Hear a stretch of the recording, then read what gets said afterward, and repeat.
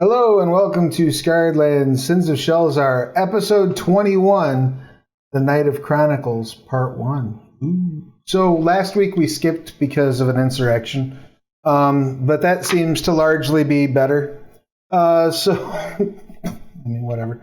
So this week we're going to come right back and just dive right back into the story. When last we met, you had all regrouped after your various separate adventures in the city of Leone, just leading up to the Night of Chronicles. While you're there, or on your way there, I guess I should say, the group befriended Roan Smilingtail, a iron-bred cleric of Enkili, who has provided you with a place to stay in the Temple of Enkili for free in Leone. So you've all rested up, had a chance to chill out. The official party is due to start one day from now. So you basically have a day to have a grand old time or plan things or go get into some trouble or whatever you would like before the start of the festival. So you're all rested up. You've got whatever resources you have. What would you like to do as the sun rises on the day before festival? Real quick, we're here basically just hiding out, essentially, right? We weren't supposed to meet anybody. I forget. You had a message that you were supposed to deliver to the one of the librarians. In fact, you were supposed to open that message when you arrived in Leone. Ah, okay. I will do that then.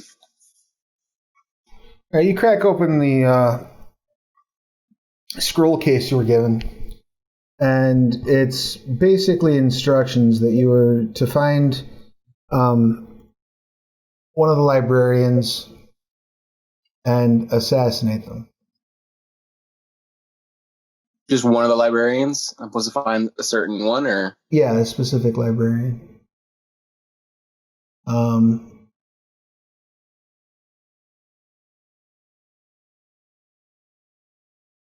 Half a second here. Mm-hmm. Haiku's like, I'll kill all the librarians. Right, am I just supposed to run around killing librarians? No. Hey, man. I just burned down the whole library? With everyone in it? The books. It's okay. That's the problem. I don't read. It's okay. The books. Yeah, he's got something very much against reading.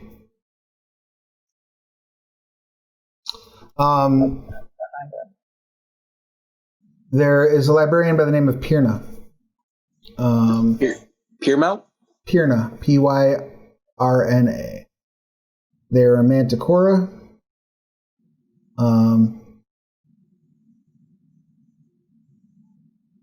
It doesn't say why. Doesn't give you any information other than that's fine. That they are a librarian at the Hunter's Library. Cool. I will. Wait, let me see where everyone's at first. I will probably relay this information to Holland and just let her know that I'll be out, scoping out for that then. So you're going to tell Alan that you have some assassination to do? Yeah. You're going to tell me everything that you're going to go kill a person in the library? Yeah, I got to go do a murder. Okay. Did I finish his horn attachments while we were on the way? Yes. Yeah, so did I hand them to him yet? I believe Probably so. not. I don't. Yeah, if you did in game, otherwise no. I didn't in game, so here you go. Have fun. Thanks. With your murder times. Thanks. If I'm not Don't back, do anything I wouldn't do. if I'm not back by tomorrow, I'm probably dead. Do we have that spell to keep track of each other? No, right? You have not finished the tattoo, it would allow you to locate one another. You haven't all been in the same spot long enough to get it done.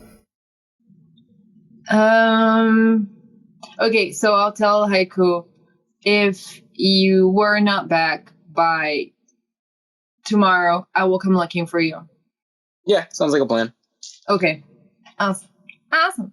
So have fun. Iterashai. And then I'll head out. All right. Are you going to speak to anyone else? Are you going to avoid everyone else? What's your plan with the rest of the crew going into this? I won't avoid anybody. I'll just walk out and hope that no one is a pest and tries to, be a mom, and try to stop me or anything. Hey, Lou is the mom in this one. That's fair.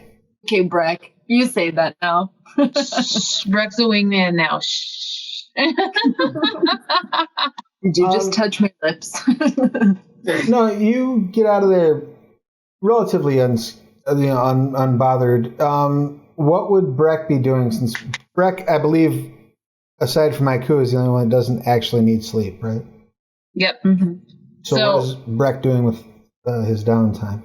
Charlung and I met up when everybody first landed, and we were probably working on that tattoo. So I'm probably trying to come up with the team tattoo that we made together while they're asleep, and I'll just start tatting people. Okay.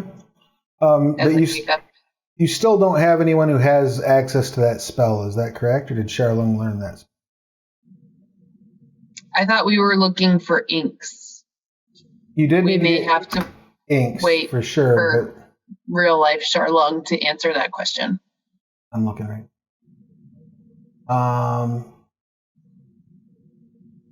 Not listed on their sheet. So. Okay, because I know they wanted to start a tattoo. I assumed it was that one. Yeah, so you can hire a spellcaster to cast that spell for you. It would have to be present during the tattoo. Otherwise, you'd have to wait until one of you can learn the spell.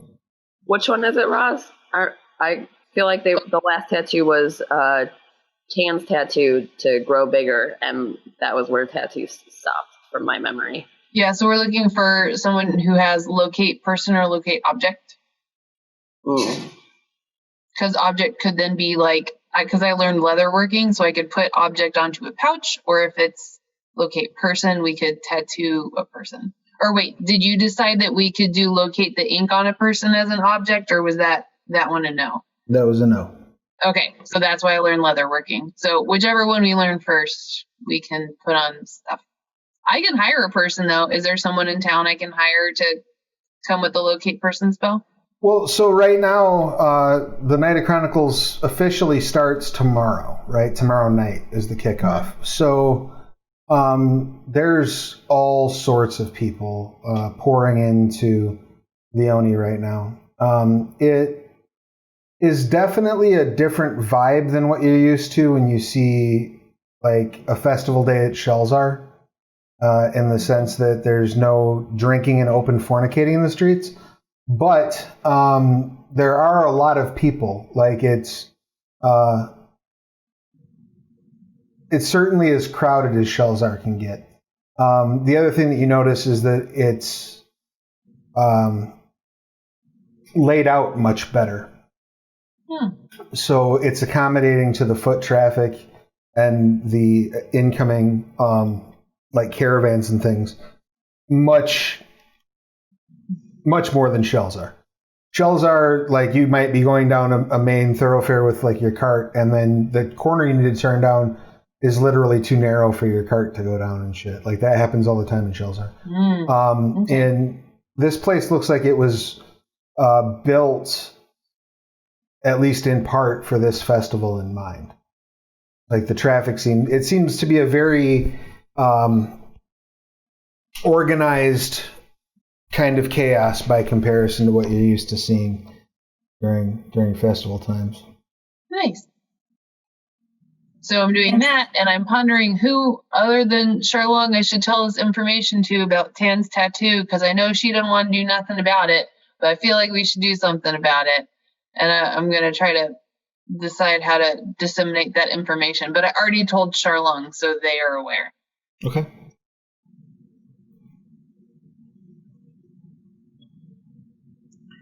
Can we call Tan's growing spell grow bigger, grow home?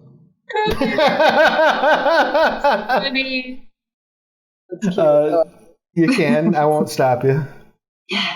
So do I have to mutter that before I... Absolutely.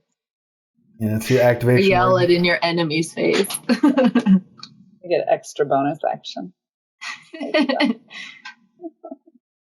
So, are you going to go out and then try to find someone to hire? Yep. All right. Are you going out by yourself, or are you going to try to get anyone else to go with you? Are you doing this while everyone else is asleep? Yeah, whoever's awake. Okay.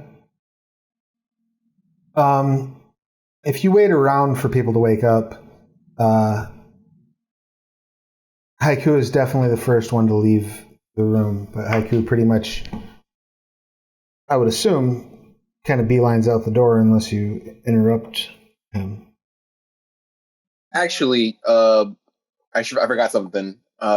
Before I leave, I'll go to Breck and I will say, "Hey, if something ever happens to me, I got this ring, and it's like a little divine ring. I make it like visible again."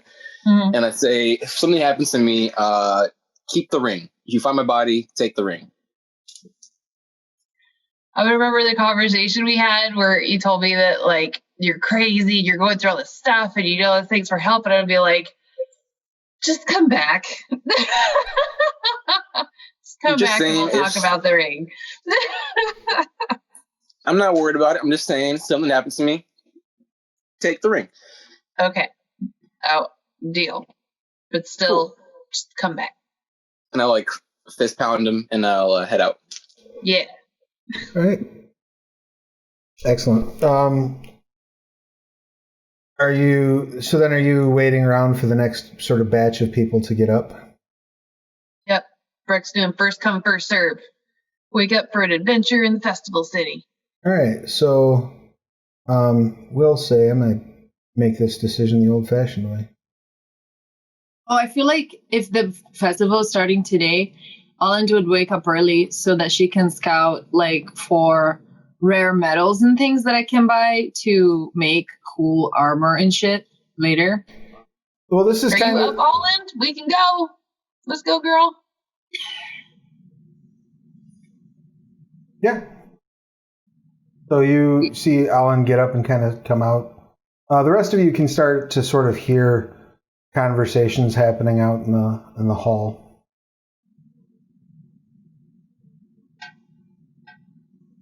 So what are you gonna do while I look for metals?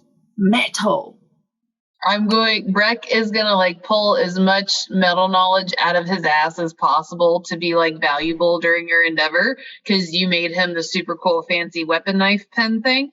But then also look for spellcasters.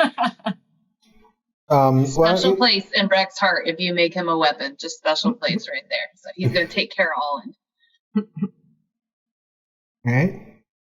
So the two of you sort of walk out into the marketplace? Yeah. Okay. Charlong is going to stay behind and study up on the tattoo. Try to see if there's a way to stretch the ink out further. Ithrin. Mm-hmm. What are you doing when you wake up?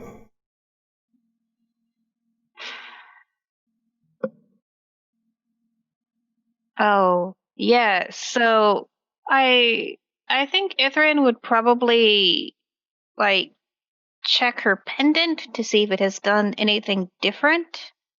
And then after that, next order of business is breakfast. The pendant doesn't seem to have changed any. It's still cold to the touch. Yeah, she's just expecting someone's gonna contact her about that at some point. Right, that's fair. And Jean, I would assume you were staying at your own place and not at the temple. Is that accurate, or did you go crash at the temple with them?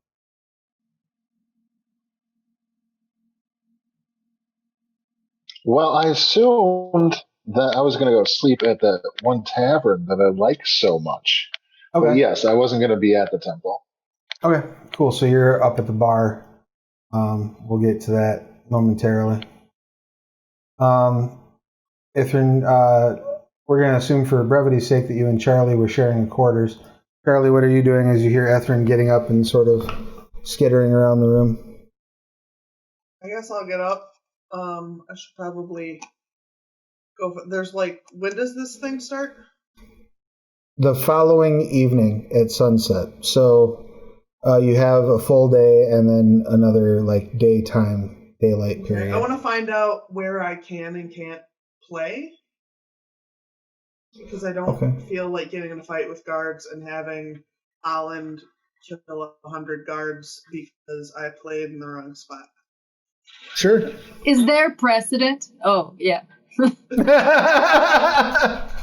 How dare you make those totally well-based and completely factual. Wow. How dare you do it so well? And if you do it, I go with it, so what the hell? Right. So are you going to grab food with Ithrin first, or are you going to just head straight up to the city? I don't know. Does Ithrin want me to grab food? Yeah. I mean, Ithrin would be happy to have breakfast with anyone who wants to have breakfast with her. Okay, I will. Now you step out into sort of this main area of the temple, and there's kind of a perpetual feast going on out there. There's just a spread laid out. There's lots of wine laying around. Seems like these clerics of Nkili like to have a good time. So you're able to pig out pretty extensively if you so choose to. Oh, definitely. And probably try and sneak some nuts and berries, some food into her pouch, for later. Yeah, you're sort of 2 handfuls to the mouth, 1 handful in the pouch, 2 handfuls to the mouth, 1 handful in the pouch. And then, getting tipsy in between that. Right on. Get that good 8 a.m. drunk. That's a good way to start your day.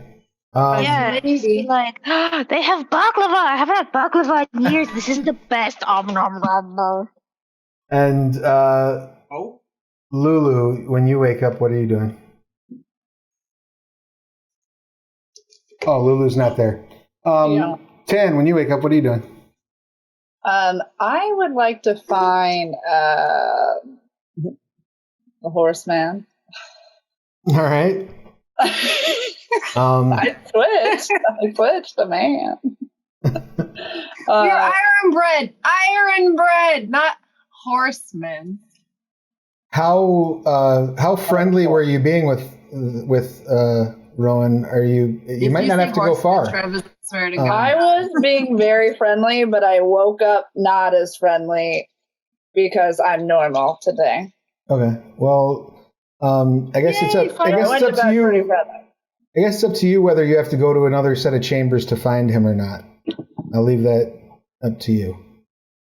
I'm cool with being in his chamber. Right. I'll be like, hey, damn it. Yeah, you wake up.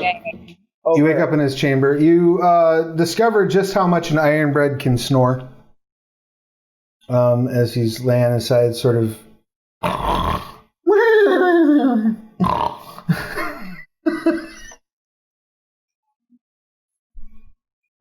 I will kind of accidentally flap him with my wing. He opens an eye. Ow! Oh, sorry. Oh. You're awake. Yes, I am now. Good morning. Good morning.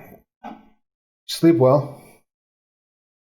I think I did. So I have a question for you. Shoot. Anything. And so now, obviously, like, out of game, I don't remember the priests that were attempting to attack me that one day, but I would like to ask about that. The Priests of Manaway? Yes. Okay. And so I'd like to ask kind of what their specialties are and explain to, because he's a priest, right, this guy? Yes. Yeah, I would like to explain to him kind of what happens to me a little bit. Okay. He says, well, the Priests of Monoway, Monoway is a deity of the ocean. There's some butting of heads that happens between their church and followers of Evankili, partially stemming back to sort of stepping on each other's toes, but also just the fact that some of the priests of my priesthood are not above, pranks and causing general chaos and making people's lives difficult, especially if they get upset and we find it funny. So that has fueled some of that rivalry, I'm sure. But I don't think they're bad people, if that's what you're asking. Well, they were pretty adamant on burning me, and they were saying that it was because I had markings on me, which I don't think I have right now. Well, the one is, you have that one tattoo on your neck. I still do. Yeah, the one that was revealed hasn't, gone away, right? Nobody removed or covered it, so. Oh. Yeah, it's still showing. Okay, then I would show him that. I think. No, he's very acquainted with it already. I have hair. My hair could have been down. Uh-huh. The wing might have been in the way. Angles. Yep, angles. Everybody knows about that. So, he looks it over for a minute and says, "This is interesting. It reminds me of something I read a while ago, but that was in Lokiel. I wonder if they'd have any books here that might help. Did they say why they wanted to burn it? I don't understand." I'm actually going to ask you, Travis. Did they tell me about Shardoon, or did you tell me? The Chardoon stuff you learned was, I thought, what Charlung had sussed out about it. Well, somebody told me about Shardoon. I don't remember if it was them, because that was a while back. Mm-hmm. But I will just mention that Shardoon was mentioned. Not very nice god. No, he's not. Well, I mean, depending on how badly you want an answer and how open you are to discussing the question with people, there's a Chardooni temple here. It's not particularly well attended, but all of the victors, with the exception of Vangal, have a temple here. So we could go talk to a priest of Chardoon. I think I'd be interested in that. Okay. I'm happy to accompany you. I don't have any real agenda until the actual party starts. So even if they were to get testy about it, they'll be less so with me there. Perfect. Nobody likes anyone that gets testy. Indeed. Gets up and throws on his vestments. I guess I'll clothe up too. Cloth up. Well, we should get some food first. I feel like good. I could eat a horse. What?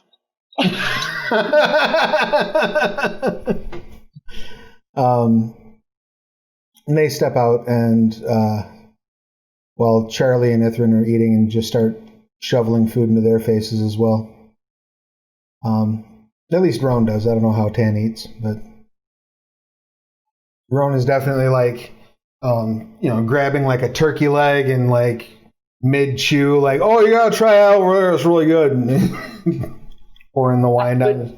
I would also be relatively aggressive because I sometimes forget to eat, depending on the sin that was in charge. That's fair. Lulu, you wake up to the sound, like you can sort of hear this boisterous breakfast taking place in the next room. Well, if I can hear breakfast, I probably have to go participate.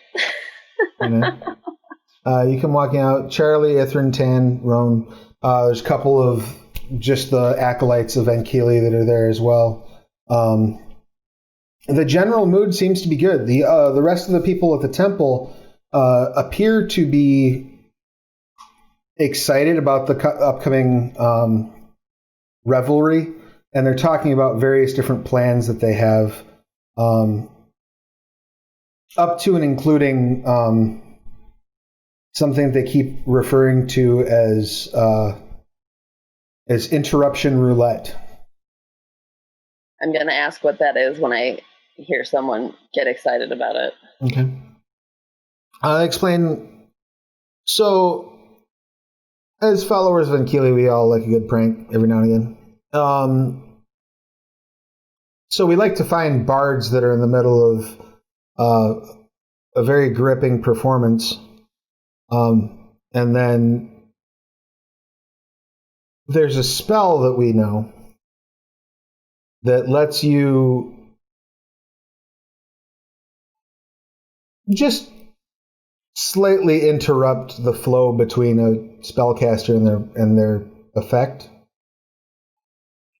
It's usually mostly harmless, but really what it boils down to is they go to cast one spell and wind up casting a different one. Very, very funny when somebody is in the middle of, say, trying to tell a story and they bring up a little illusion. Instead of bringing up a little illusion, they accidentally light their pants on fire. Usually good for a laugh. We have a contest every Night of Chronicles to see who can have the funniest interruption.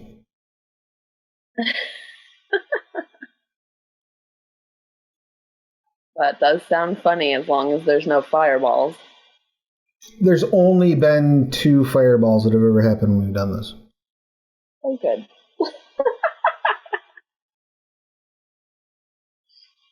They were mostly harmless. Mostly. Yeah, if you want to come hang out with us, we're going to go scope the market, see who's setting up, see what's coming into town. I think that I will go with them just because I know that Charlie is probably going to go out and play, and I will probably try to not let them do that to her. Yeah, they are saying that like in full view of everyone, so you hear them say that, Charlie. Not like a huge user of magic during my show, which I pretty much play music, so I don't think I probably am a great target for them. Right on. Does anybody else want to come with us? Roan says, we're headed to the temple, to the Temple of Chardoon, but we can accompany you on the way. That sounds like a plan. Halfway through, I might decide to ditch him if something gets crazy anyway. That's fair. So you all finish shoveling food in your face, and you're kind of at least initially heading out in the same direction. So this group is making their way downtown.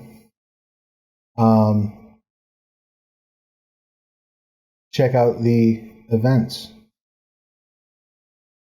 And lastly, that leaves us with Jean. So Jean, you wake up in the alley behind the bar that you had intended to spend the night in? Okay, that sounds like Jean. And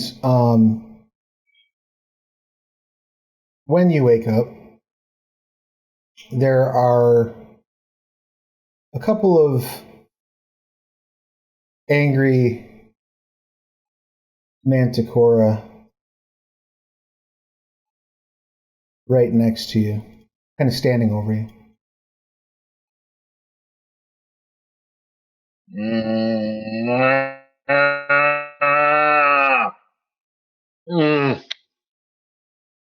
They Can I help you? as your vision clears up,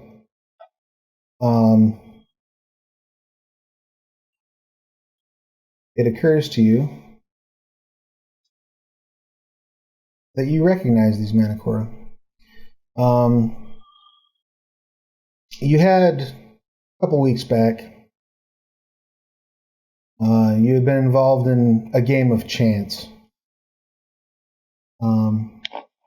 It was a hot hand for about the first half of the night or so. And then things just got kind of progressively worse and escalated. And you ever have one of those nights where you really feel like luck is on your side despite all evidence to the contrary? It was one of those kind of nights. And you remember now that you are in the hole with these folks for about 500 gold. Oh, hi, gentlemen. Oh, hello. What a lovely... Are you having a good festival? I'm having a great festival. I never thought I'd see it. It's so good to see you boys again. Mm-hmm. Do you got any money? Mm-hmm. You know, I do. Not on my person.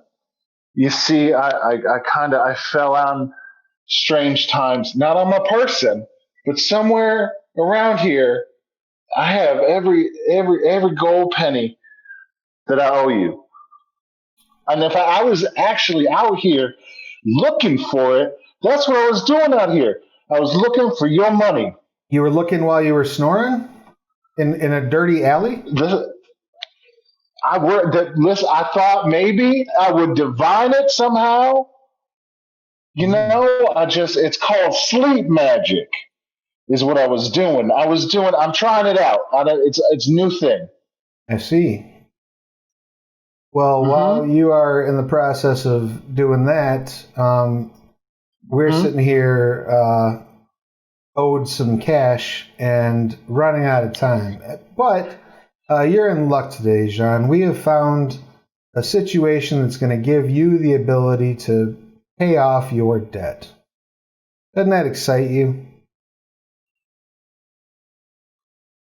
It's so exciting. I got the vapors thinking about it. Good. You see, what happens to be this lovely opportunity? You see, here's the deal. My cousin, she's cute, she's ambitious, she ain't none too bright. She took a job at the Hunter's Library,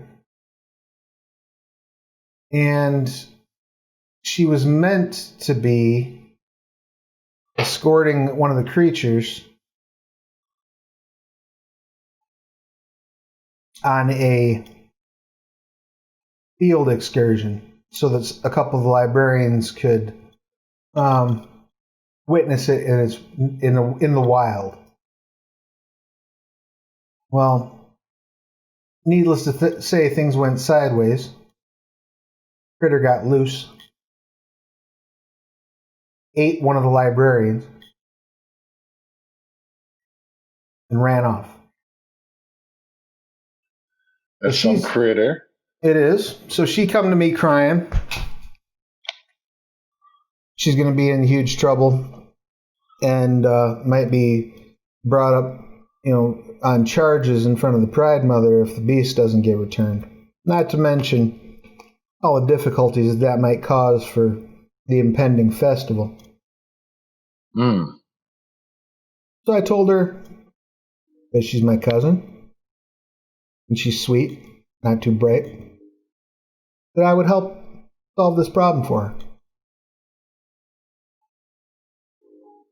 And since you owe me some money, I volunteered you. That is very industrious of you. Mm-hmm. And it appears that I am so obliged to assist you. What is that? So what do you need me to do? What am I doing for you? The creature was taken out to the clearings about 2 miles north of the back edge of the library when it got loose.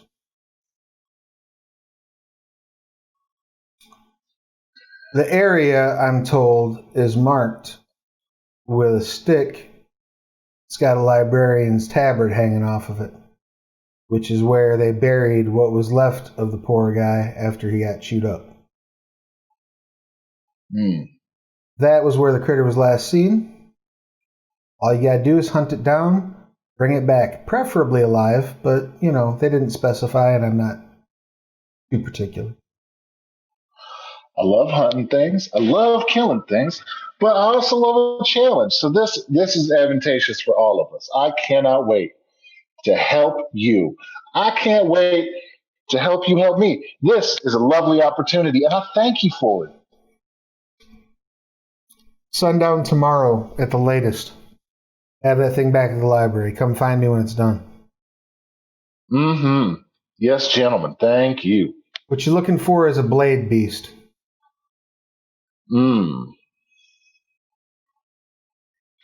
Well, I'm familiar with the blades. I don't know if I tussle with the beast. If your chat's working, sorry, Astral's having some tech issues today. Why don't you go ahead and give me a let's do nature or history, whichever you prefer. I'm going to go with history, which I can't find in Astral, so I'm going to find here. Yeah, if you want to use just the D&D Beyond die roller, that's fine too. Yeah, history, I have a better modifier. Okay.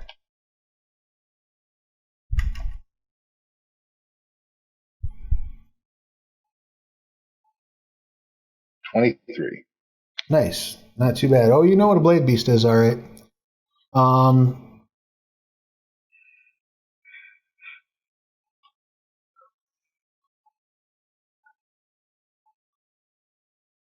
Let's see. You gonna show for me?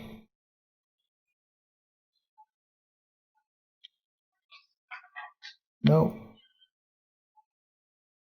So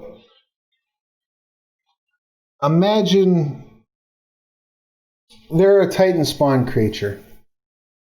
And the way that they were designed, the thing that they were built to do is absorb the bladed weapons of divine warriors into their flesh. Sorry, repeat that again? Yeah, absorb the bladed weapons of divine warriors into their flesh.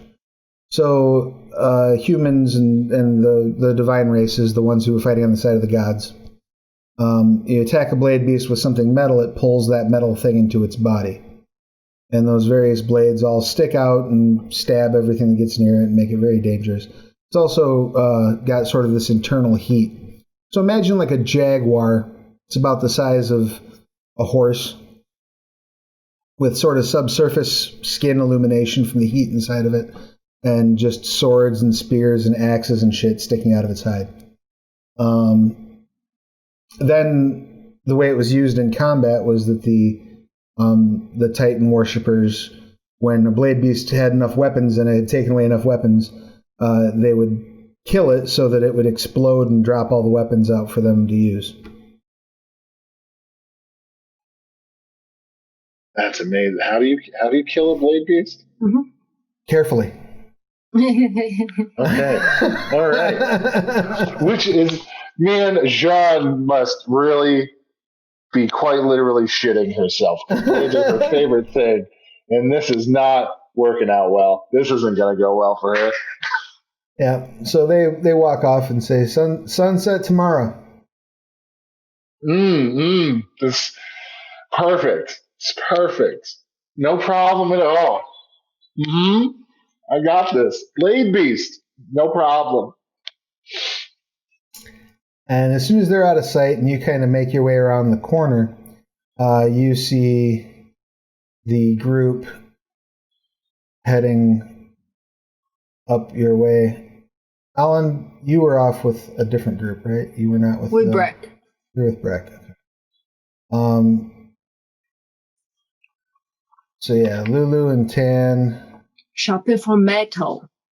Ithrin, Charlie, and Roan, right? That was the whole group that was walking together? Mm-hmm. So yeah, you see them sort of around the corner heading your direction. John considers the moment and sees her new friends. Ithrin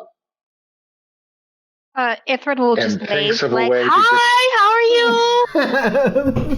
There's so much food over there, and it's so good. You should try some. The wine is amazing."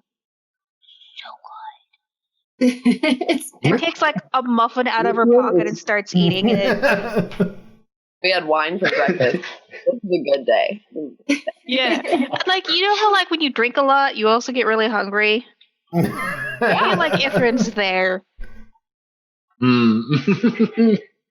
The Denny's portion of the afternoon. Yeah. Morning. It is morning for clarification. Yeah. Good It's morning. 8 in the morning and Ithrin. Ithrin's trashed. It's great. She doesn't have a problem. It's fine. New friends. Oh, you're all having a good time. I see. This is when you enjoy the festival. The day before is the real festival. That's what the people know who work it. Listen, I understand y'all. Y'all like to, travel and find things, right? You got to pick things up as you travel. Like I understand. I've seen you look. I know you look. Rick is like stroking his beard and just watching you talk a lot and waiting to decide how he feels about whatever's going to happen. No, we're not there, Breck. We're out somewhere. Yeah, you two are I'm sorry. elsewhere. Yep. Oh, my bad. So I might have an opportunity. Would you all like some weapons? Because I might have an opportunity for us to find a lot of weapons. I mean, if you're talking about a fight, always down. Kind of weapons. Like Sharp kind of, my favorite kind of weapons. Sword weapons. Well, I'm sure if we get a sword, which we probably will, you could enchant it. I could pay someone to for me. Well, if you'd like some swag, all we have to do is just go to the back of the library over here somewhere. We gotta go find this thing. We just gotta, send it to its maker, and it will just drop more weapons than you know what to do with. This sounds. We can sell them at the festival. Okay, I'm not opposed to this. This sounds shady. So I feel like we want a couple more details before we agree to this. Just see, I'm not opposed to the shady part. I just want to know what I don't know right now. We gotta bring the healer. Okay, look, it is shady. I'm not gonna lie to you. It is shady. I'm gonna level with you because we got some scrapes together, and where I come from, that means something. So I might have mayhaps made some decisions that, relieved some fools of some money they weren't using. Well, I came across the wrong fools. How rich were they before you took their money? I mean, they were doing fine. Okay. But How they rich took are it- they right now? I mean, I think they're still doing fine, but they took it personal. It's not so much about the money; it's the principle, which I understand. Mostly because I have to understand if I want to keep all of my limbs. And so I'm saying I can get out from under this situation with these dangerous fools. They just need me to take out just a little old creature for some kin of theirs. They got some kin.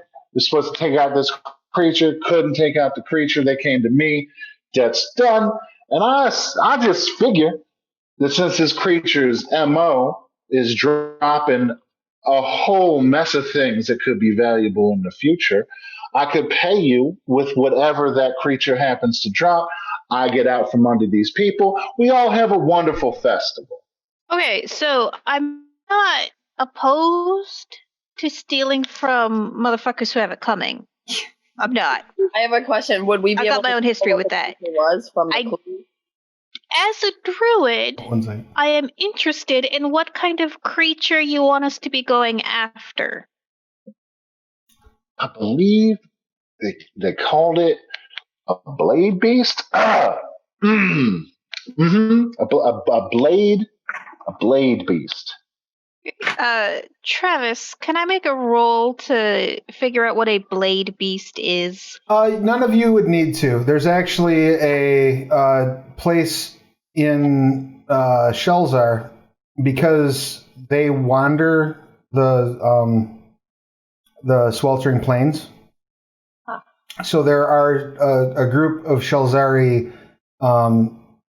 adventurers who have made quite a living going out and capturing them and dragging them into town where they publicly execute them. You've also seen them used in pit fights before.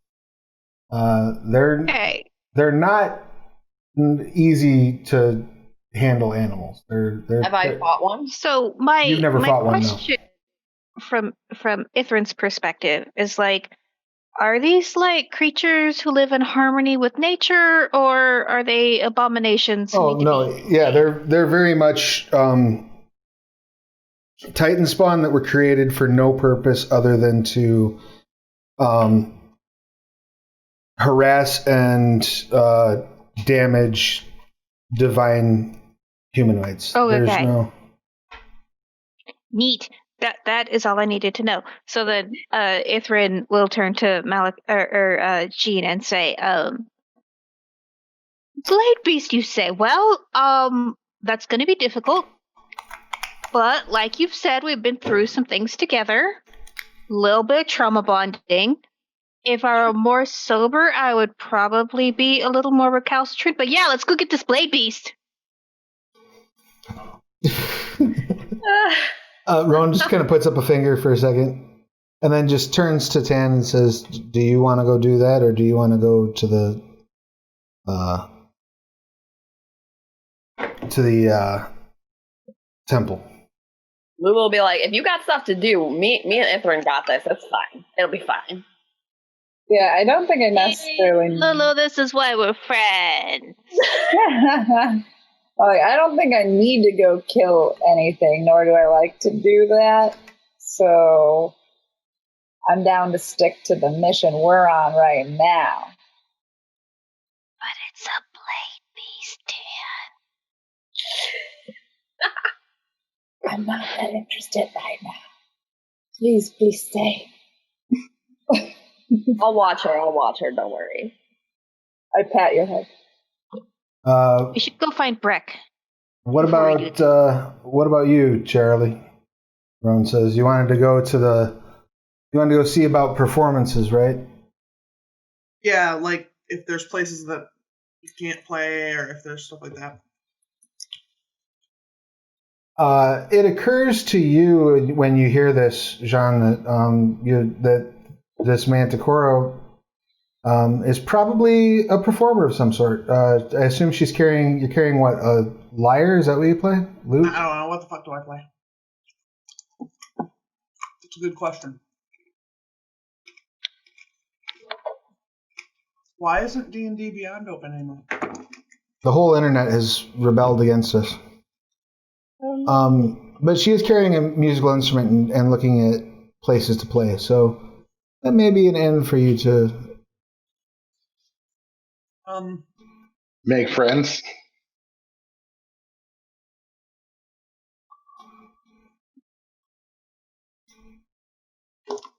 Exactly. A dulcimer. That's right. Yeah, Dulcimer. I have a dulcimer. What's your character's name, Sarah? Charlie.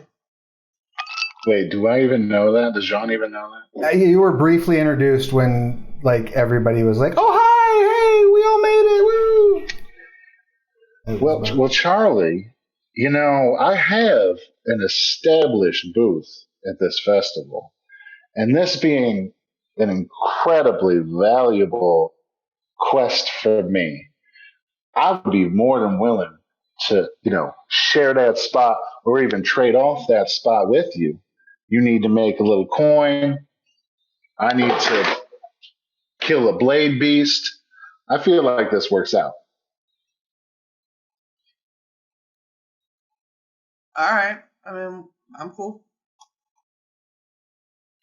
Blade Beast. Rowan says, "May Ankili bless you all," and takes Tan's hand and says, "We'll catch up with you." I definitely think when he takes my hand, I'm a little like, what the? Oh, yeah. Tan's got a boyfriend. And they take off. So the rest of you are going to go try to find Breck? Yes. Well, Ithrin will suggest that we go find Breck before we attack this blade beast. Because it seems like having Breck for that is a good idea. And Breck, you are with Aland, correct? Yeah. And you two were looking for metal. Mm-hmm. You like hitting the shops?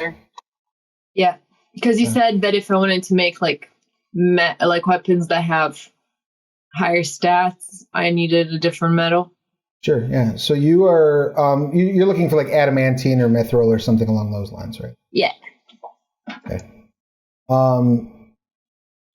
So as you come out into the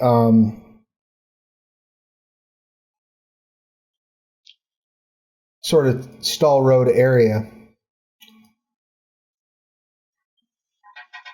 Ooh, come on. Hit the right button. Thank you. You see that about half of the stalls are fully set up, ready to go. The other half are in that sort of like opening of the swap meet chaos where everyone is like throwing their tent together and, putting out their stuff, arguing about the layout of their presentation with their coworkers and things like that. It's chaotic, it's loud, but there are several places that are offering services already.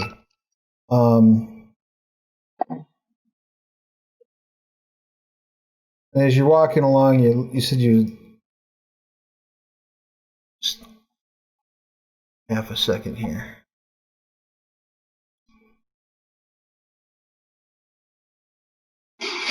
Why don't you both give me an investigation check?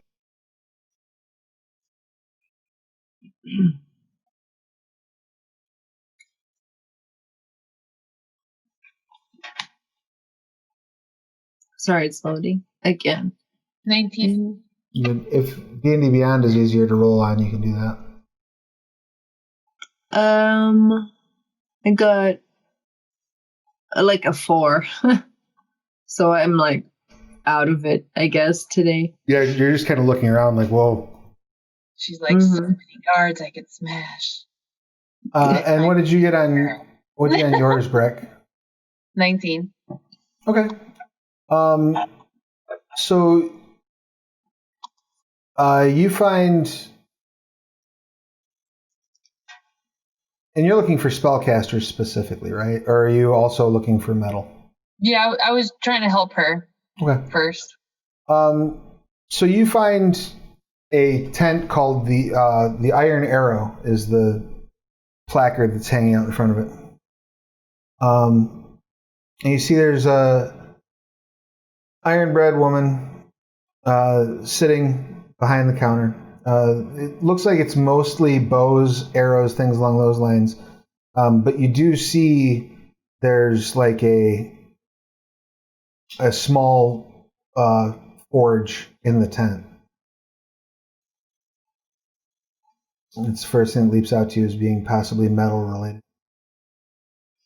Hey, Olin, look. Okay, let's go there. Okay.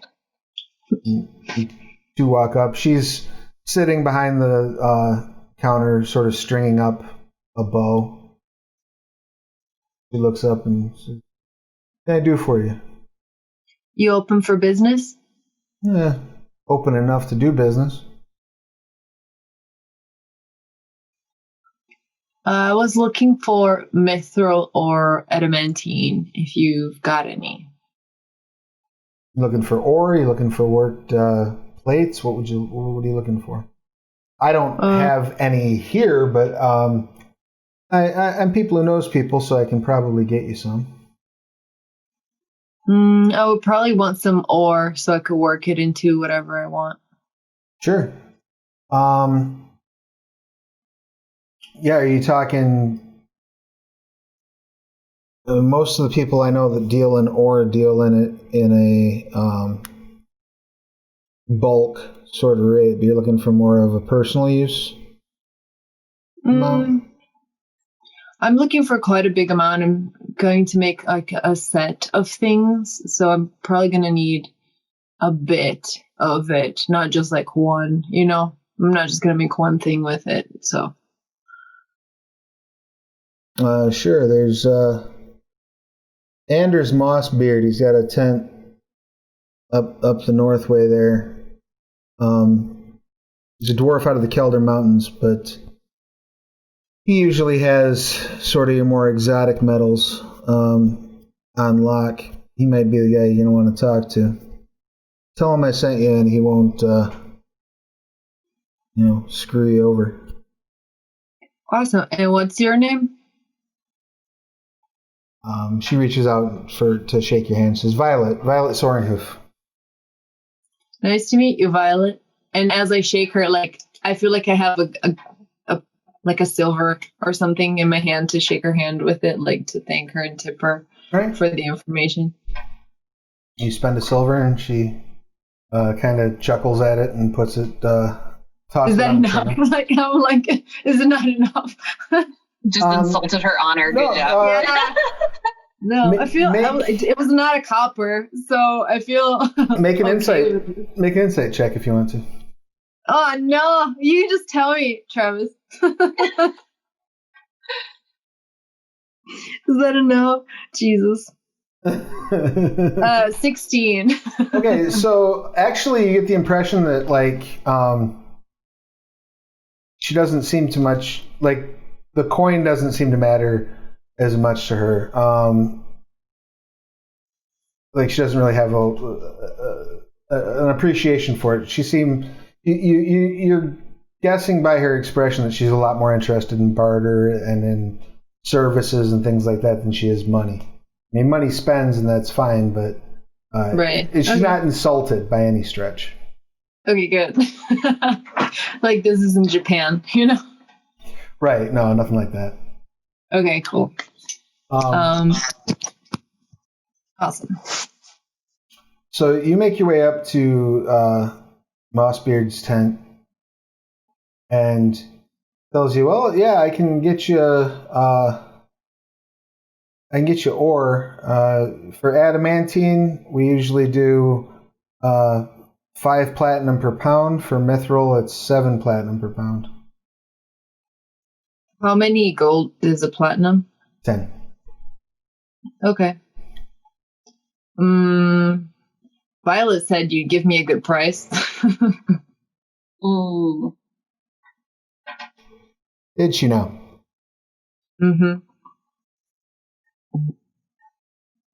All right, we can do... if you do 100 pounds or more, I can go. Jesus Christ. I can go 5 pounds, or I can go 4 per pound on the adamantine, 6 per pound on the mithril. That's a lot. How about you do that price? I get how much I want, but I also give you something that I've made. He chuckles. So you think you can craft something to impress a dwarf? I do. Pretty bold statement. I'm a pretty bold blacksmith. Oh, that was nice. Breck tries to like side fist bump you. That was good. He tugs on his beard and chuckles a little bit and says, "I'll tell you what.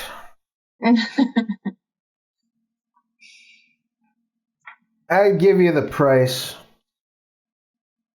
you're asking.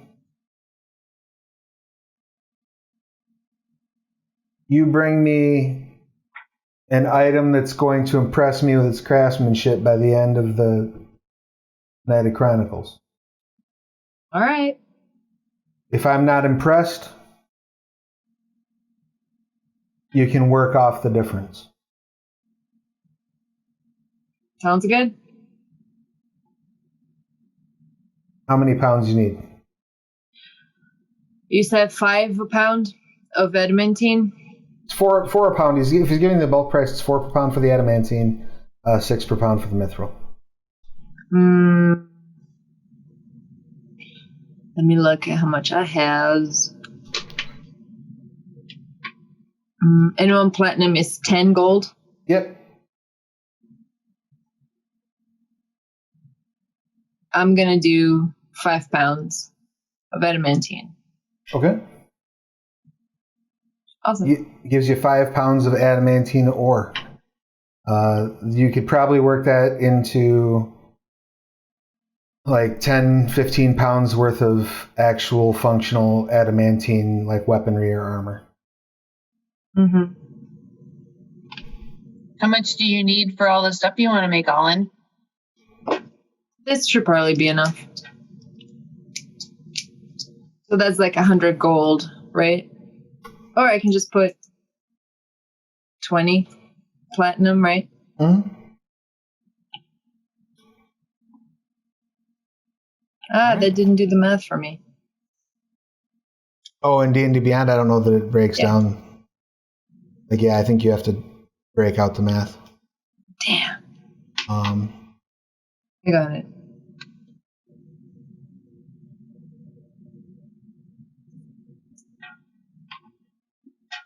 And then Breck, while that exchange is going on, you are able to gather that there are a few spellcasters who come, aside from the gaggle of bards that are here, many of which might be able to provide that spellcasting service. There are a few places that routinely send wizards to set up either booths where they sell services, booths where they recruit. All of the war colleges of Derakeen actually have like a recruitment booth here in case somebody wants to sign up as well, and some of those practice magic. The Phylacteric Vault sets up a booth here that's largely about their main focus is to advise people on any magical items, so you can bring something there to have it identified, to find out what it does, what its risks might be, the lore surrounding it, things like that. But they also are known to sell spellcasting services if needed. And there are 3 tents that are operated routinely by Hallowfaustian doctors, who probably aren't terribly useful for what you're looking for, but if you need somebody like reanimated from the dead, they can help. Good to know. Yeah. Hallowfaust being a city that's famous for its necromancy. It's nice to have hobbies. So I guess I will go talk to the people who are the advisors and can identify Right. They haven't arrived yet. What you're told is they'll probably be there either overnight or first thing in the morning, setting up their booth. Excuse me. Is anybody of those, thank you, people who can do those things available? I feel like if they weren't there, I'll just walk around and see if anyone can do it. There are some Holofaustines there, and like the place is overrun with bards. So you may be able to find a bard that would be able to cast that spell for you. Why don't you go ahead and give me let's do an investigation roll. Okay.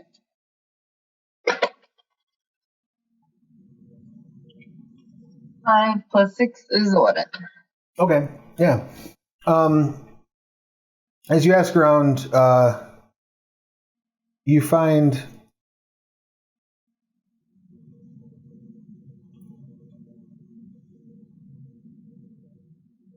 a bard who says she knows some people that might be able to help you. She can't cast it herself, but she's like, I know a couple people from the college that might be able to give you a hand. Maybe you can help me out too. My name is Rizzy. She's a manticora, but you notice she's where other manticora have light fur, like on the face and things like that. She doesn't have any fur at all, and her skin has a slightly greenish hue to it. You think she might be maybe half orc. And she says, I just finished at college, so I know some people, but I could really use some help myself. So maybe we could exchange services, and I could get you, that spellcasting service as a favor. Okay, that depends. What do you need? As I eyeball Olid, and I'm like, I don't think she's gonna kill her, but let's just see before I go offering an adventure. What do you need, Rizzy? Okay, so there's a bard that's going to be here tonight who's sort of, going to be here tomorrow night, who's sort of, I guess, famous, kind of a rock star, named Dradaki Bronzeleaf. And I would really like to impress him. I was hoping I could put together a group of people to perform maybe like a heroic story, show off some amazing deeds or something like that. Breck is like, you came to the right Hollow Legionnaire. What do you need, my friend? You look like adventurers. Like, do you have like an epic story of some cool stuff you did sometime, or can you maybe? Dude, there's legends about her hammer. We don't have to murder. Yeah, legends. Ooh, murder. People like murder. If it bleeds, it leads. There you go. Yes, we have stories. Well, I tell you what, I'll get a round of drinks and you can tell me all about it. Let's go, and then I'll introduce you after we're done figuring this out. I'll introduce you to my professors at the college. They should be able to help. Breck was like on the edge, and now he's so down. He's like, this was destiny. We're supposed to get our spell here. Did you see this, Olive? This is where we get the tattoo. I feel like Breck and Olland are like Dwyer and April Ludgate when they're like talking about Halloween, and it's like there will be blood there if someone will die. Oh, fun! And I'm just like murder. They're like in fights and battles and so cool. And blood. This is the best. I love it. And as you are sort of wandering off and handling that business, how do you intend to track down this librarian, Haiku? I was planning on stopping by like the library first. Okay. And just kind of scoping it out, seeing if anybody fits the description. All right. You make your way into the Hunter's Library and immediately realize that not only is 2/3 of the people on the street that you see Manticora, but almost everyone who's working at the library is a Manticora. You don't really have a description, you have a name.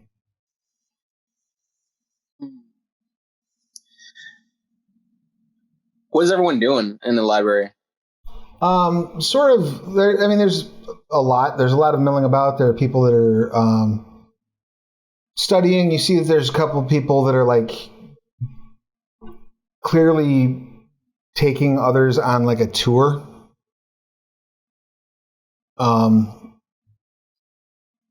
Kind of showing them around.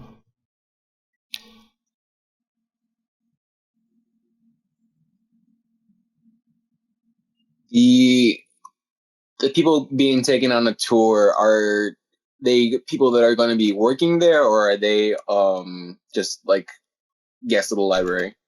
Looks like they're like tourists. Tourists. I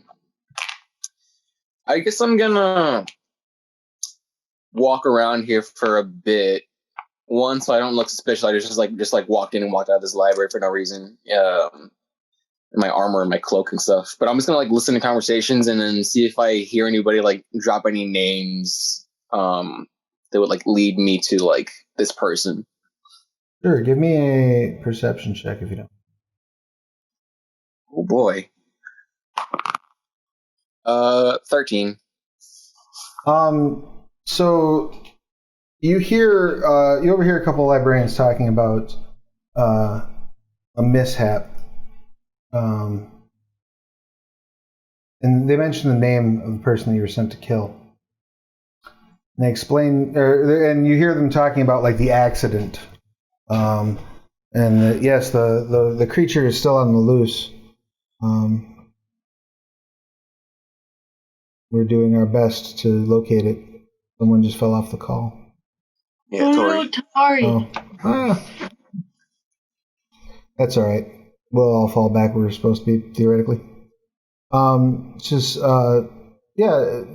it sounds like from what you can pick up that this person was either injured or killed when some sort of creature that was in their charge escaped yesterday. Wait, the person who was watching it was killed, or yes. So like the specifically the person you were sent to hunt. They're dead? That's what it sounds like. Interesting. I'm gonna walk up to them and I'm gonna be like, I'm sorry, I couldn't help it over here. There's like a beast on the loose? Yes. One of the blade beasts from the library.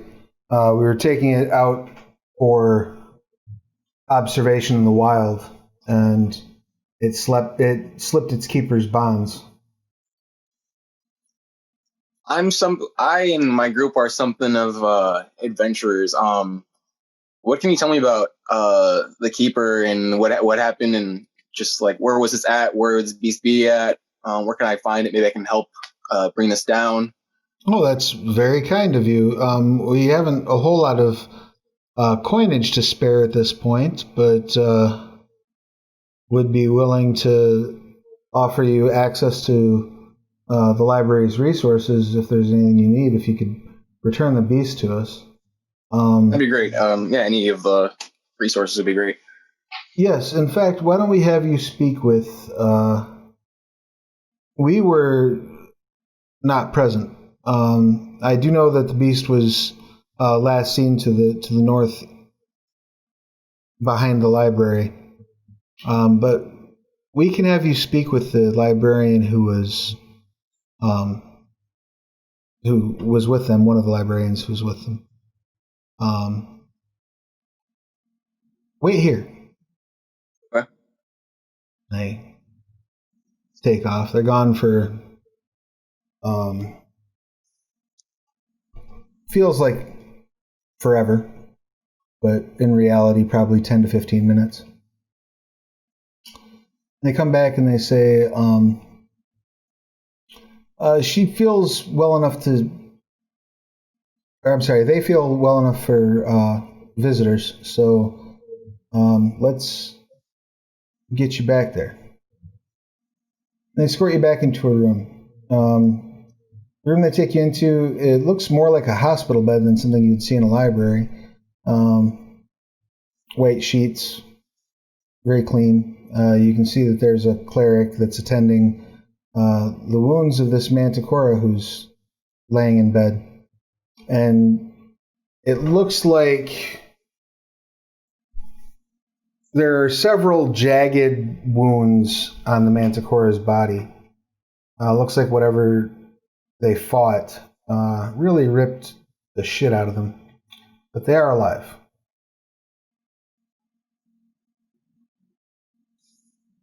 And I'll approach and say, hello.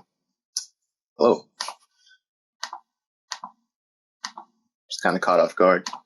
Can I help you? I couldn't help but overhear that you might have a blade beast problem. I'm looking to help. Oh, that would be very nice. Yes, I was accompanying some of the other, a younger librarian, unfortunately, who did not make it, and then one more of our trainees who survived, thankfully, when the blade beast turned on us. It was rather terrible. I'm gonna look around in the room and look for something I can write on and something to write with, and I'm gonna pretend like I'm taking notes and stuff like that. Sure. And I'm just gonna say, okay, and your name? I am Pirna. This is the one that you were sent for. Yeah, and I'm gonna ask her okay, and the people that were with you?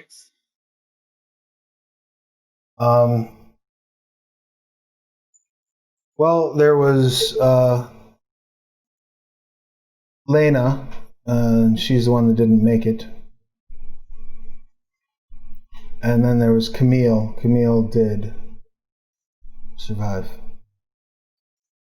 Okay. And where were you at when this happened?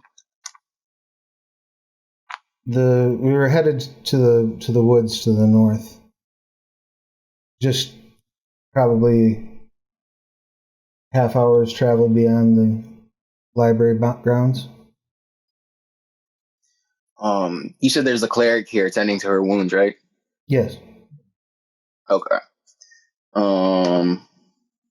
It's not good. Okay. What can you tell me about the beast? How big was it? How many is it, was it an older beast that had a lot of blades in it? That should be it was my distance anyway, but was it how big am I talking? I mean, it was a full-grown adult that had seen several battles. Okay. Do I know a lot about blade beasts? Go ahead and give me let's do a nature or history. Either way, it's a 0 modifier.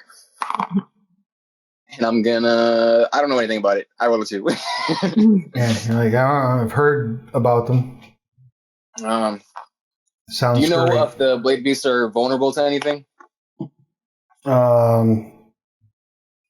Not specifically. They certainly don't respond as favorably to bludgeoning weapons as they do to sharp ones. Okay. Do you know if they're if fire is especially harmful to it? That's an excellent question. I'm going to find out. Okay. I'm totally just bullshitting, just trying to find a way how I'm going to figure this out. I'm just okay, just keep talking. That's fair. Also, I'm just looking around the room for any exits. I'm just kind of just scouting the room. Anything I could that's useful to me. Give me a perception check if you don't mind.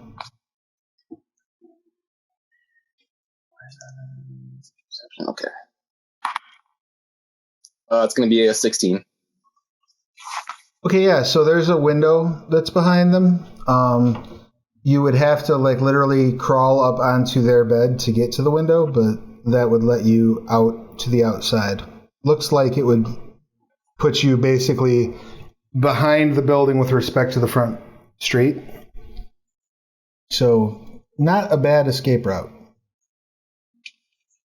Or a route to break in later. That's also a possibility. And you're guessing that unless they receive some sort of like magical healing, they're probably going to be in this bed for a few days. Yeah. They look like they're in pretty bad shape. And I could probably one-shot this person if I needed to, right? Oh, almost certainly, yeah. And the priest that's attending them right now does not appear to be like a, powerful and storied cleric. It looks like it's like an acolyte who, maybe knows like cure wounds and some pain relief type spells. Doesn't seem like they're dropping a bunch of magical healing on this person. Okay.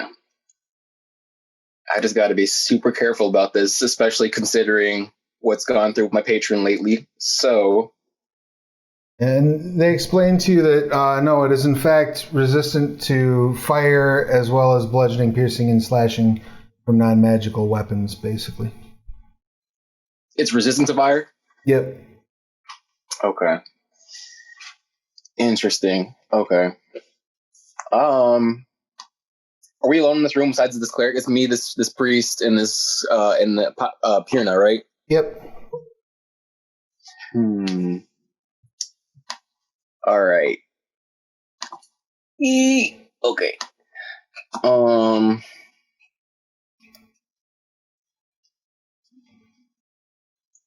I would like. Is Cybolt? Is that like a big like show, or is it kind of like just like literally like mental, like something happens, this person goes down? Unless you have like a subtle spell meta magic, it would be obvious. Because what are the components on it? Like verbal, somatic, right? Yeah. Yeah. So you have to speak and move to make it happen. Okay. All right. I'm just gonna be like, okay. Thanks. This information was really helpful, and I'm gonna see my way out. But keeping in mind, I know an entrance to get in here through that window for later. All right, cool. And I'm basically what I'm gonna do is I'm just gonna stealthily like hang out back there and just keep like find some kind of like vantage point where I could see through that window and know if the priest was in there or not. Okay.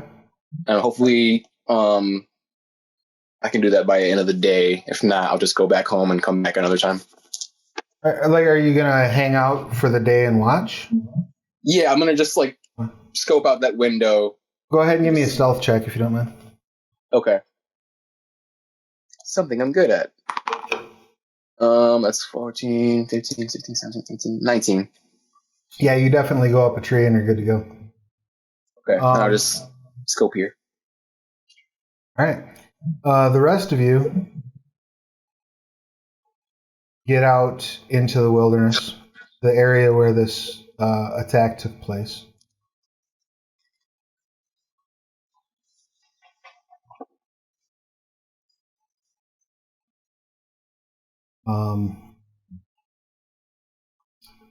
When you get there, it's very obvious that there has been some violence recently. There's like some broken down tree limbs and shit like that. Definitely something bad went down.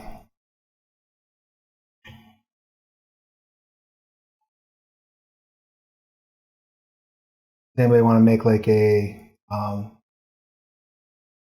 you use nature to try to track any magic you want to use to try to track it down? I would like to. Yeah, if Ithran's here, I'm good at nature. I have beast sense, but that's see-through through a beast's eyes. I don't think that's going to be anything good. I don't know how much help I'll be, but I'll I rolled a 17 on nature. Okay. You can clearly see the tracks. You can see what had happened was it slipped its yoke. They tried to restrain it, like grapple with it, which was a notoriously bad idea. Pretty much wound up impaling themselves in the process. Oh no. Yeah, I'll point out the tracks. Is it possible to tell if the blade beast itself was wounded? As near as you can tell, it was not. Okay. Yeah, so Ithran will also convey that information, and just get people to, hey, everybody, be on your toes.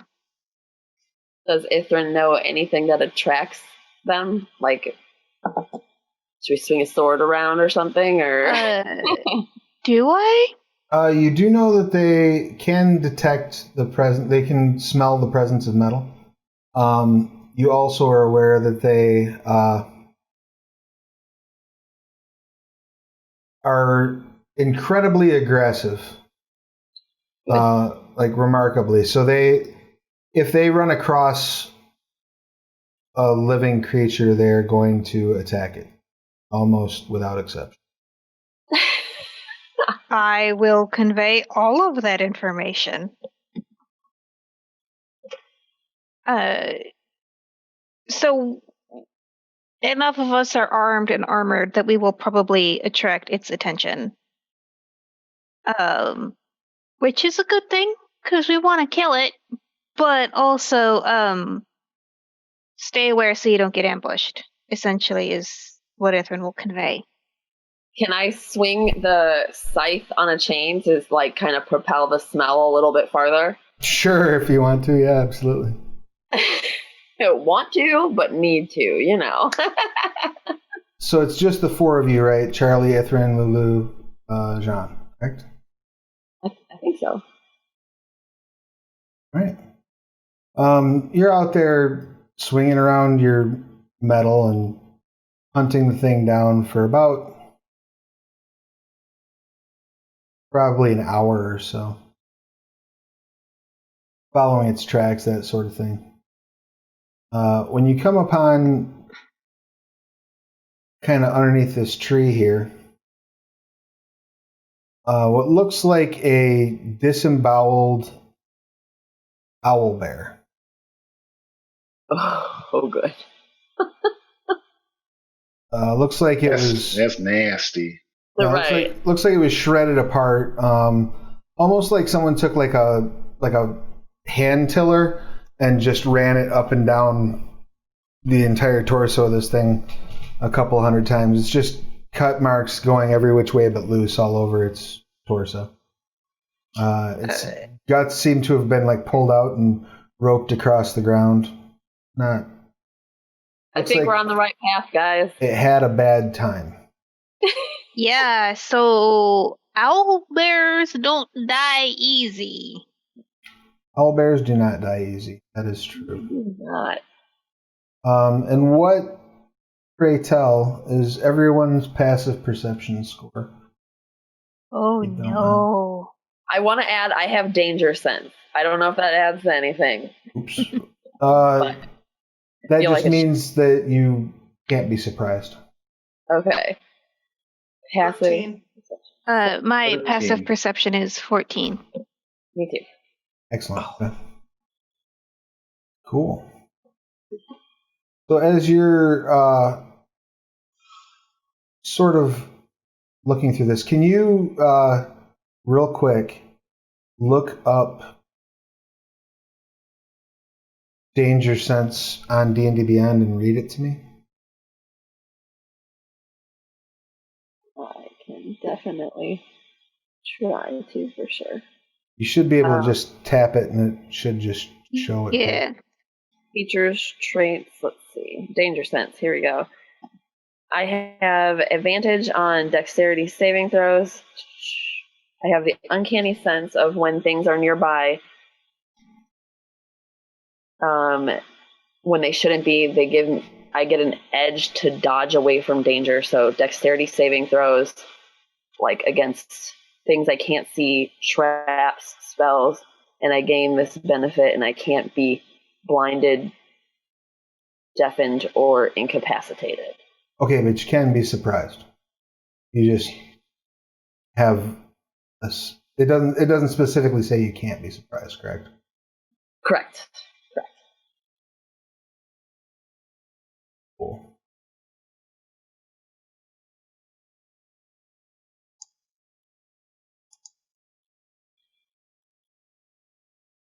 So, as you're sort of investigating this body, you're all kind of caught off guard, though you have the benefit of hearing kind of a snap just a moment before everyone else does. Who is that at? Oh, at Lulu, sorry, because she's got the danger sense. Broke up really bad. I'm sorry, Lulu.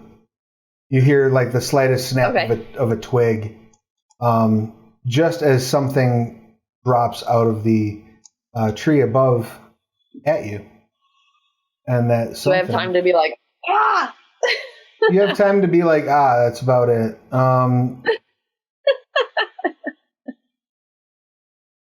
So fortunately for you, you were not its intended as it drops down. I had this sucker laid out, but I don't. Oh. Yeah, I do.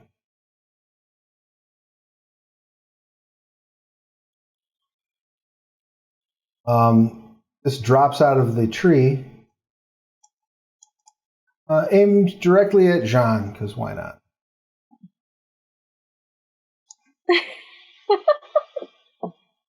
Yep, that's. I'm a war buddy. It's because you have so many knives. Do all of those hit? I assume the 9 does not hit, correct?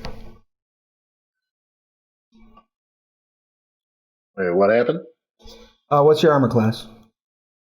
13. Okay. So you get, it lands on you and bites. Takes a chunk out of your shoulder, dealing you 10 points of piercing damage. Not your new tattoo. The impact does another 7 bludgeoning to you. Ugh. Meow. Let's go ahead and have you all roll initiative real quick.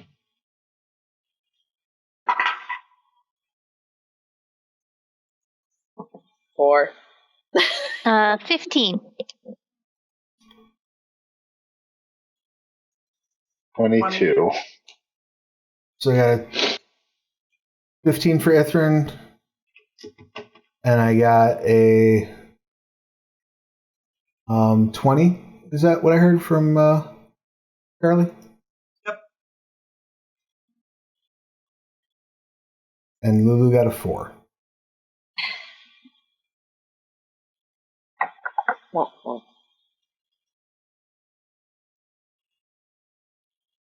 I'm sorry, you said 15, right, Ithrin? Excellent. All right. Jean, you have the first action. What would you like to do? Well, I certainly don't want to stab it. That's probably accurate. Where am I at right now? Well, I can't. I also don't suppose I have the time to like heal anything really. I mean, you could cast a spell. It has knocked you prone and is over you, though it's not like grappled with you. So I'm prone. That's not a good look. I'll move it to where you are at. There you go.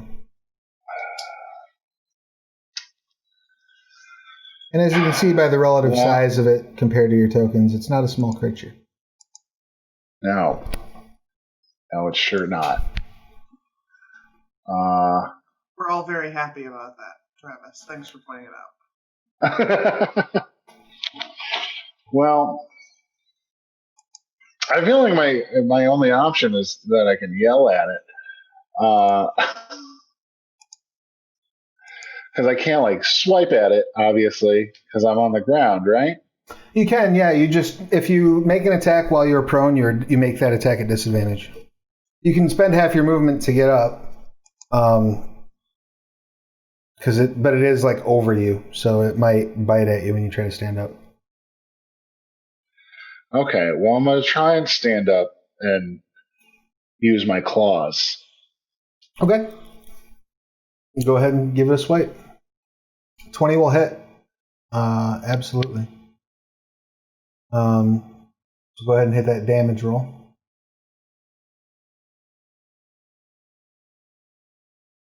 Excellent.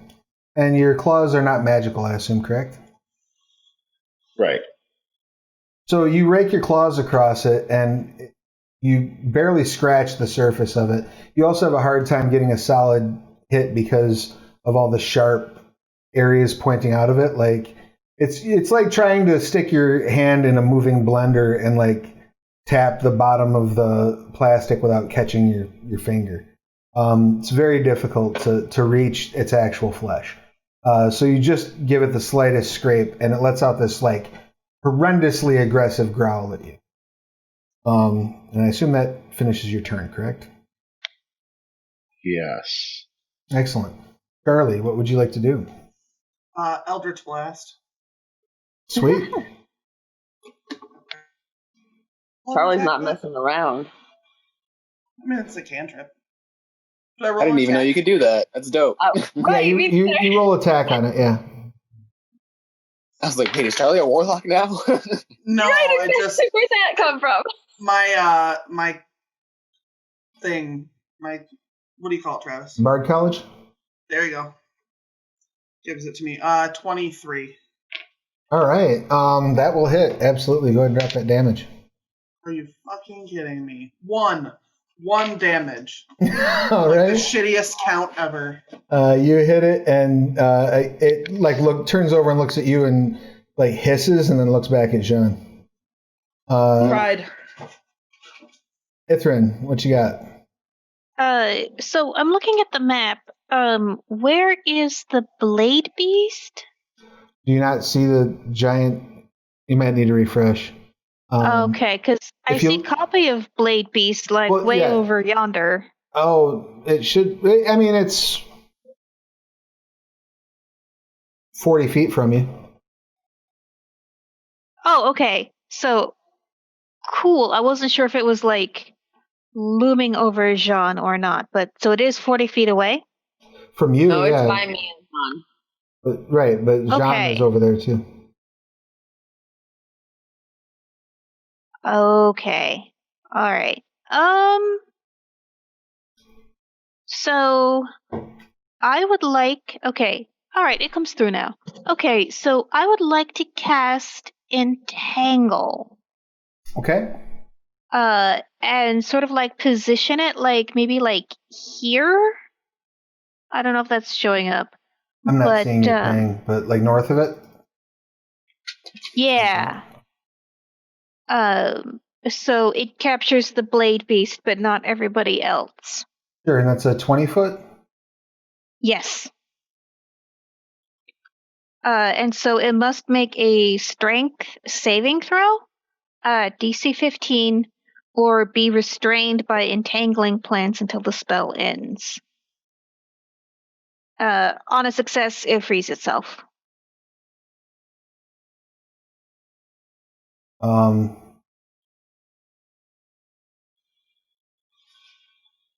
Strength save, you say?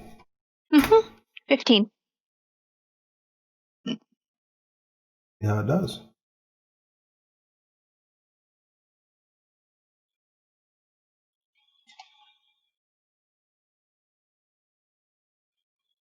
Oh no, it is entangled.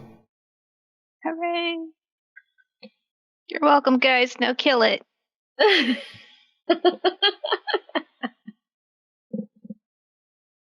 Does it say anything about damaging those vines, by the way? Let me look that up. No. A creature restrained by the planes can use its action to make a strength check against spell save DC. When the spell ends, the conjured plants wilt away. It doesn't say anything about their interactions with fire or sharpness. No. But I mean, that seems reasonable to me.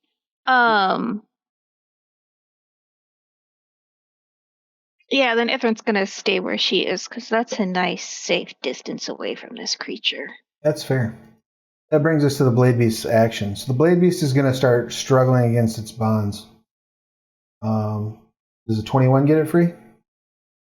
Yes. So you see as it rips itself free, like the stuff like literally cooking off of it, and like pieces being sliced away on the blades that are sticking out of it. And it jumps forward at Jean. And let's go with a full multi-attack routine. Why wouldn't it? All three of those, I believe, hit. So that's 6 piercing, 7 bludgeoning, and 11 slashing. God damn. As you get mauled by this fucking blade beast that jumps on you. Oh, the sounds John must be making. Are you still alive? That's a good question. So it's a total of 18, 24. 24? Yes. I have 8 hit points left. Excellent. Lulu. I got you. It is your action. What would you like to do? What I like? No, it's Lulu's turn. You're just going to stand there and bleed for a minute. When I rage, it's not an action, right? It's a bonus action. All right, boom. Let's rage. All right. Number 1. Next, I am going to go ahead and I'm going to enlarge. Okay. Hashtag Sarla. All right. That's an action.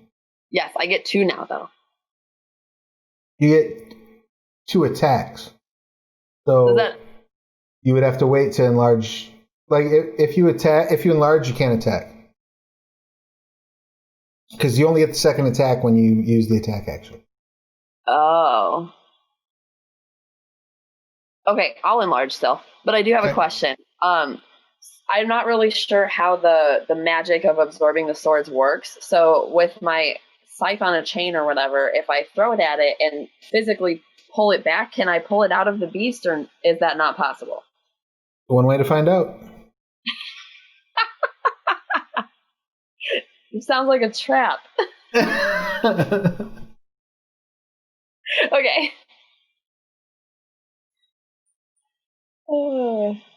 I'm done. Okay.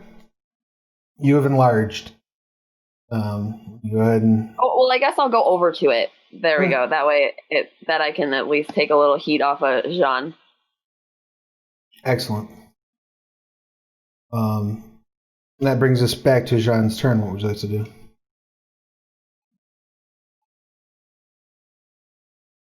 I mean, not die is what I'd like to do. I'd like to bleed less.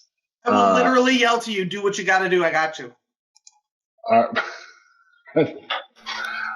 Can I like jump back a little bit? Can I get out of this thing's way? Yes, you can use your action to disengage so you don't provoke an opportunity attack when you move away from it, but that will use your action, unless you have a cunning action that lets you do it as a bonus action. Or you can back up and take the chance that it will swipe at you and possibly hit you. But still have your action. So, yeah. That one. Can I disengage? Mm-hmm. Yeah, you disengage and back up. You can move up to your movement. I assume that's 30 feet, unless you drop on all fours and crawl away, which is 40 feet. Which seems better. Let's do that. All right. All right, you like lope away. Like, Run towards the person who's going to heal you. Yeah, let me go towards Charlie while I'm doing that. All right, that's your whole turn, though. Dope. That's fine. All right, so yeah, you take off running this way. Ow! And you get over to Charlie, basically. So that worked out nicely. Charlie, it is your action. What would you like to do? I'm going to do 3rd level Cure Wounds. Nice. I hate math. 17. All right, you heal 17, John. Damn. And then I will also, weirdly enough, give Jean Bardic Inspiration. Okay, very good. Which seems like a funny thing to do, but you never know. Amen. There's nothing wrong with the bardic circle jerk. All right, Ithrin, it is your turn. What would you like to You do? can't cast it on yourself, though, can you? Okay. No, but you could. No, but he could. She could then cast it on you. Right, that's what I'm saying, is like, Right. she can't just cast it herself, so it's not like I'm Right. casting something on her. Makes sense. Hence the circle jerk. Ithrin, what you got? So Ithrin will grab her snowflake pendant and call upon its power to evoke a freezing sphere. Okay. Go ahead. It is a 60-foot radius, which I'm going to try and aim to not hit Lulu. Okay. No shit. So you're gonna have. What's the range on it? You can. I assume you The can. range is 300. Okay, I was gonna say. I was gonna assume you can probably get more than 60 feet away with it. Yeah. So the center point would be. I don't know if you can see where I'm pinging, but that's the center point. So. Okay. Yeah, so I'll aim for that and then evoke the freezing sphere, which it does 10d6 cold damage. Constitution save at 15 for half. Okay. Drop those dice, and I'll drop the save. That then? Okay.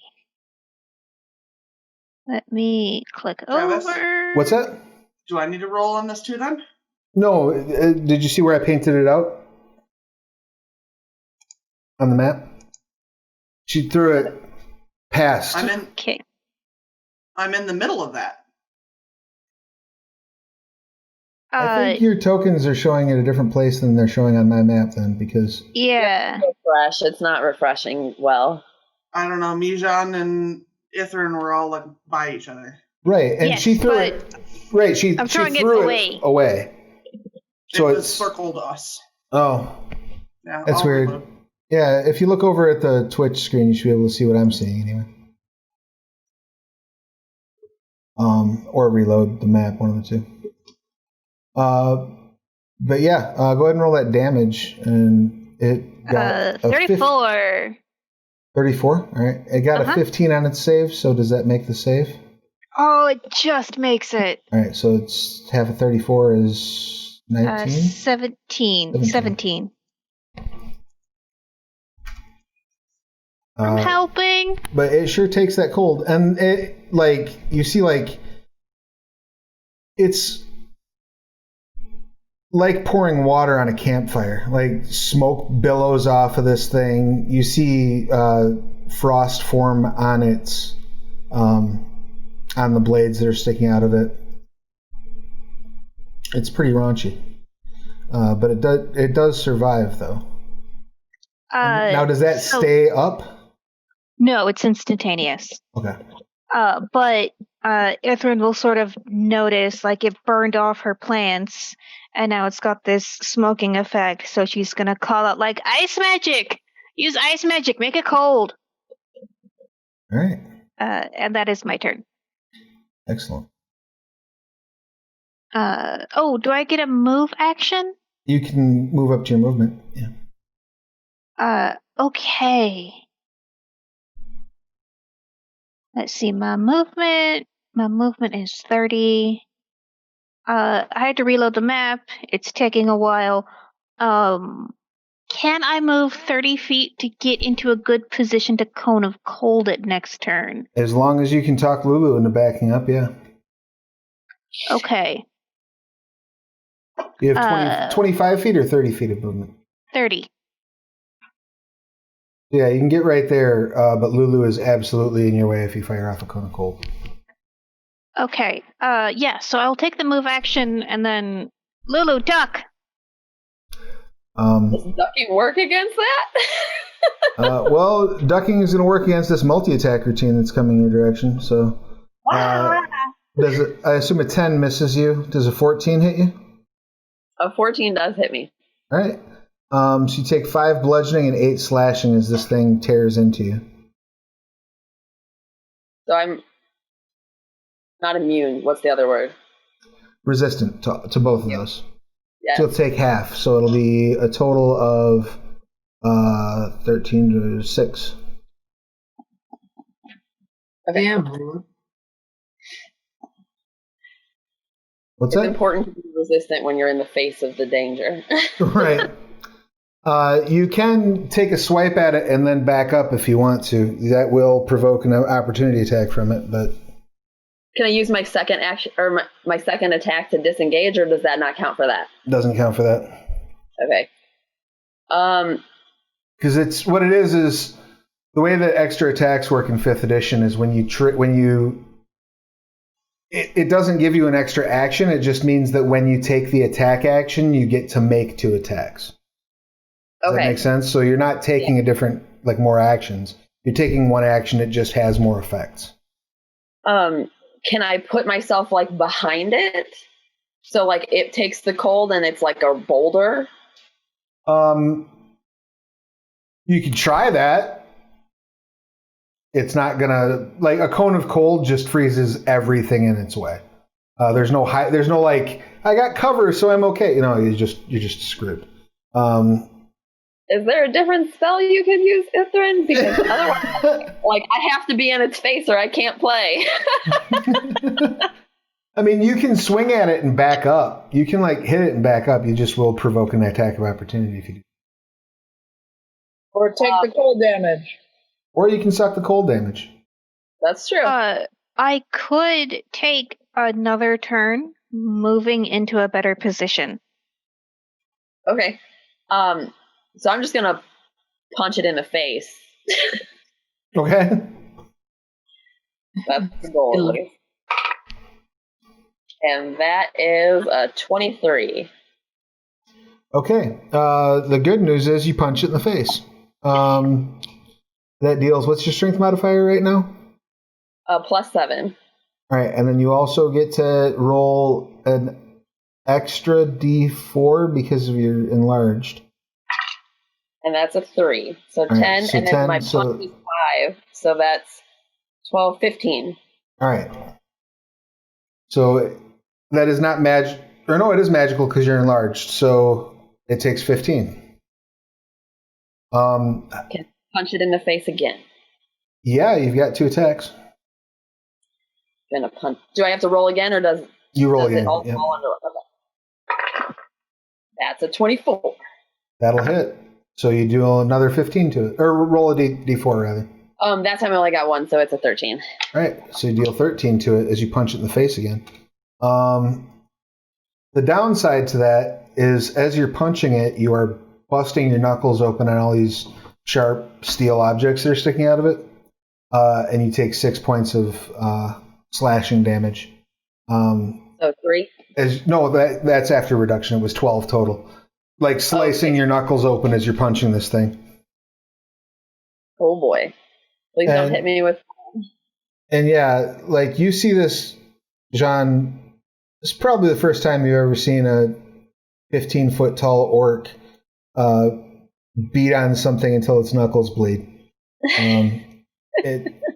This is This is metal as hell. This is a new experience for you. And that brings us to Jean's turn. What would you like to do, Jean? Well, I'm going to throw some healing word over in Lulu's direction. Thank you. It's a D4, right? Yeah. Okay, so 7. You get to heal Lulu. Yay, thank you. Groovy.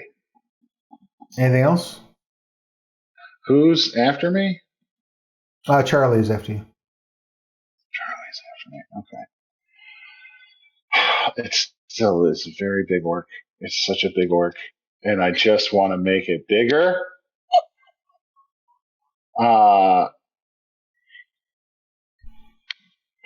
Where is it? Can I use Aegis of the Gods? No, because maybe. You are how far away from? Does it list the range on Aegis of the Gods? Yes, I think. Oh, touch. So you could run up and smack Lulu and then back up. Because you can move your full movement, right? So you could bound up on all fours, slap her on the ankle, and then back up. All right. Well, I want to do that. On the butt. And give Lulu and might. Okay. Oh. And so What that is might? Target has advantage on strength saving throws. Oh, thank you. All right. Sweet. And that wraps up your turn. Charlie, what would you like to do? I guess I'm just gonna go back to the Eldritch Blast. Pew! That is also a 23. That absolutely hits. That time it was 3 hit points. Ha! I'm slowly chipping away at him. Yeah, you blast a dagger tip off of its back. You're all very welcome. All right, Ithrin. Okay, yeah, so I'm going to move, looks like 5, 10, 15, 20, 25 feet, so that the cone of cold is pointed northwest, essentially. You're getting like right up in its face like so, or are you going back, are you going what is like the that? best way to keep Lulu out of the cone? Getting next to her. Oh, it's going to hurt, but I'll do that. All right. You fire off your cone of cold. It needs to make a save, is that correct? Let me click over because I was staring at the astral trying to figure out angles. Yes, Constitution save, DC 15. Save for half. Okay. It is 8d8. Let me make those rolls. It will make it save. 32. So 16. Excellent. You step forward and again call on the power of the goddess and push this massive cone. And it absolutely drops. Not you. It absolutely drops the Blade Beast dead. The Blade Beast completely freezes and then like shatters, leaving a pile of swords and spears and various other magical items. But furthermore,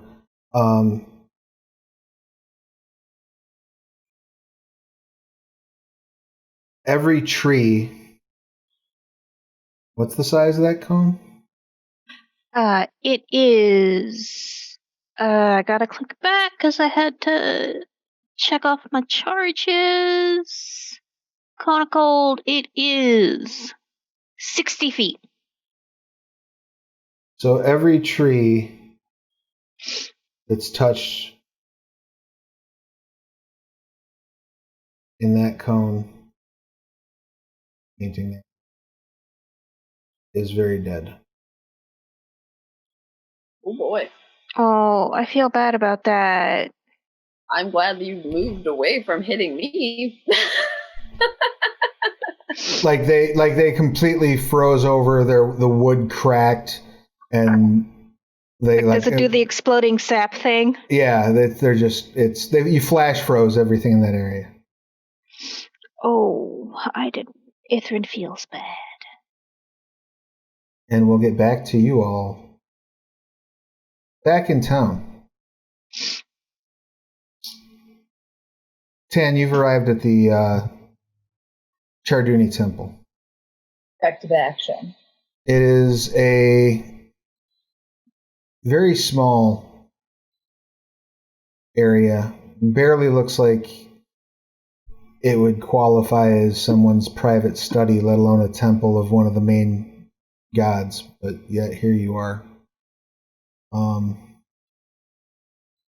there is one lone priest there, dwarf, with sort of dusky gray skin, wearing like spiked armor, basically. Like imagine like if you saw Bram Stoker's Dracula, like that type of armor, but there's like sharp spikes protruding from it.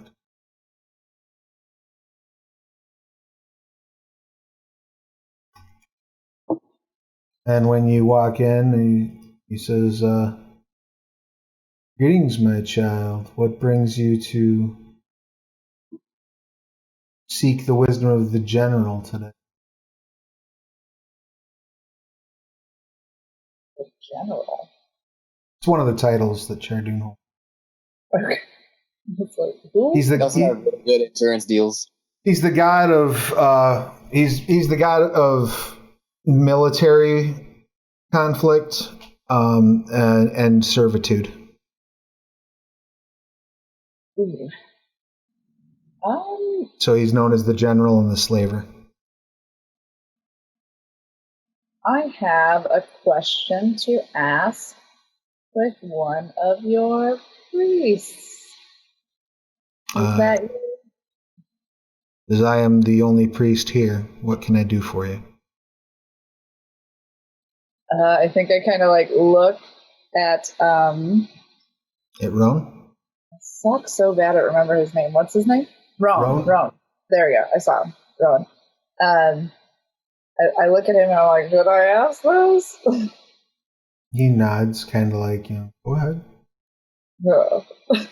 And so I'm like, so I have this mark, and I kind of like show my neck, and was kind of told, you might be an expert.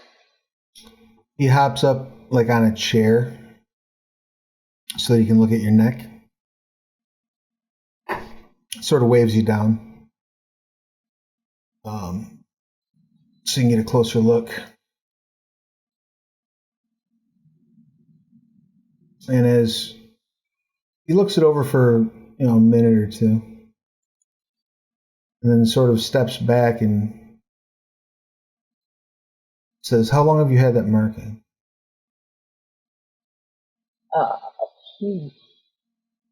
For probably almost 20-ish years.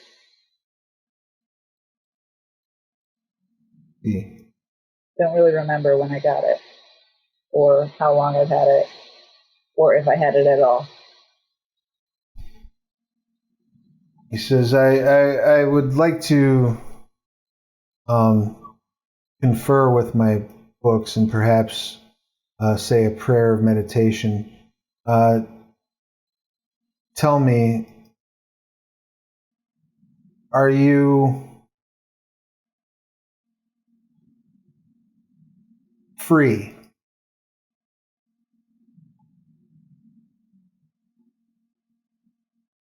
You're not owned? Oh. I don't feel as though I am, so I think I am free.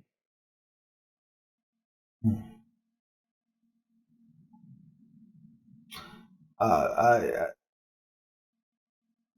you mind if I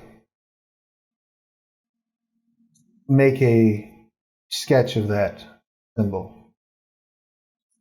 Sure, good. He sort of. Would you like me to lay down? That could help, yes. Go ahead and make an insight check. If you get kidnapped, OMG. I'm pretty good at insight. Oh, Is Amir's tan so cheeky? wait, what? She is that. It's kind of her thing. Tan's a bit on the cheeky side. What'd you get on your insight check? 24. Okay, you're almost like disturbed at the level of giddiness. The priests of Chardoon are not known for being particularly cheerful folk. You know, they're very dour, very, rigid military, and, they worship a slaver god. They're not nice people. He seems to be not only very cheerful at what he's seeing here, but like extremely accommodating, like making sure you're comfortable, being extra polite to you, being too nice.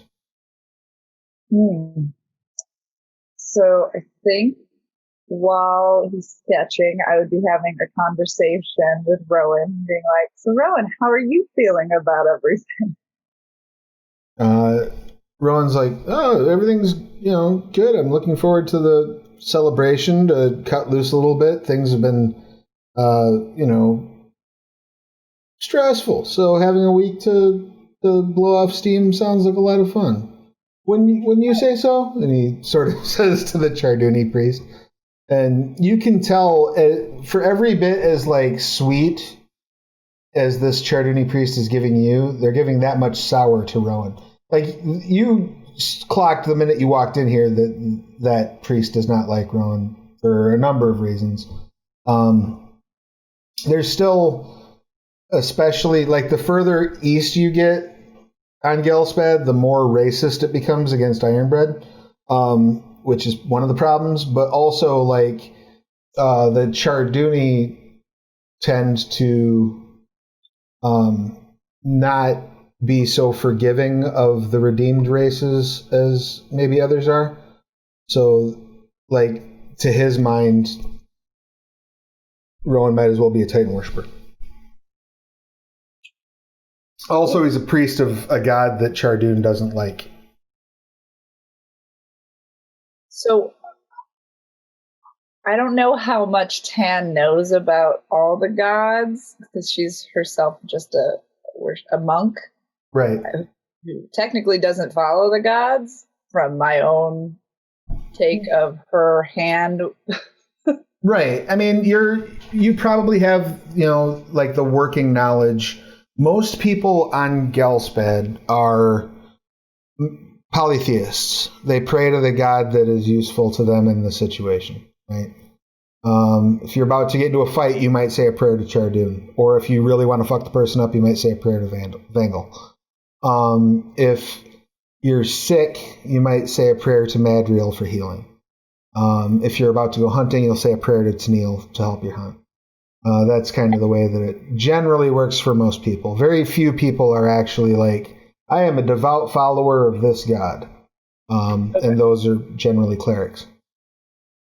Whom I'm in the presence of too. Right. Gotcha. Well, Ronan doesn't seem like he's upset. And a happy person is Tan's happy with happy people. So I'm glad you're so excited about this. I'm excited to understand what's going on. I'm not usually this clear-minded. Oh, the Chardooni priest says, how do you mean? Well, sometimes it's as though I am not a free person. Well, I will refer to my notes with these. Are you in town for the duration of the festival? I believe so. Can you come back here at first light? Sure. Hopefully. Very good. Please do. He says, I must get to my studies, and steps into the back room. So you weren't weirded out at all? Rowan says, no, I was totally weirded out, but didn't want to let him know that. Oh. I was hoping for some sort of sign. Oh, sorry. Yeah, that was weird. No language that we could have. I guess I just don't care to make people feel uncomfortable. Fair enough. Why don't you and I head to the library and see what we can find? Sounds good. All right. You and Rowan head to the library. As the sun is making its way sort of to the zenith of the day, and noon is crawling close, Haiku, you see Roan and Tan making their way into the library from your vantage point. You have not seen the others yet. Did the priest leave the room yet? The priest has probably been in and out of the room a couple times, but never for very long. Okay, I don't need very long. Whenever he dips out real quick, I just want to. How far am I from the window? How close do you want to be to it? I mean, you could be sitting up on the ledge if you want to. You got a fucking 20 on your stealth. All right, because I just want to be able to if anything happens, just be able to misty step out of there fairly quickly. Okay. So I'm just gonna. So next time as soon as he opens the door to leave, I'm gonna open the window a bit. Okay. And I want to just gotta do it quick. So I'm just gonna stab Kirina in the throat while she's on the bed. You have advantage because they're prone and don't see you. So go ahead and make that attack check. Okay.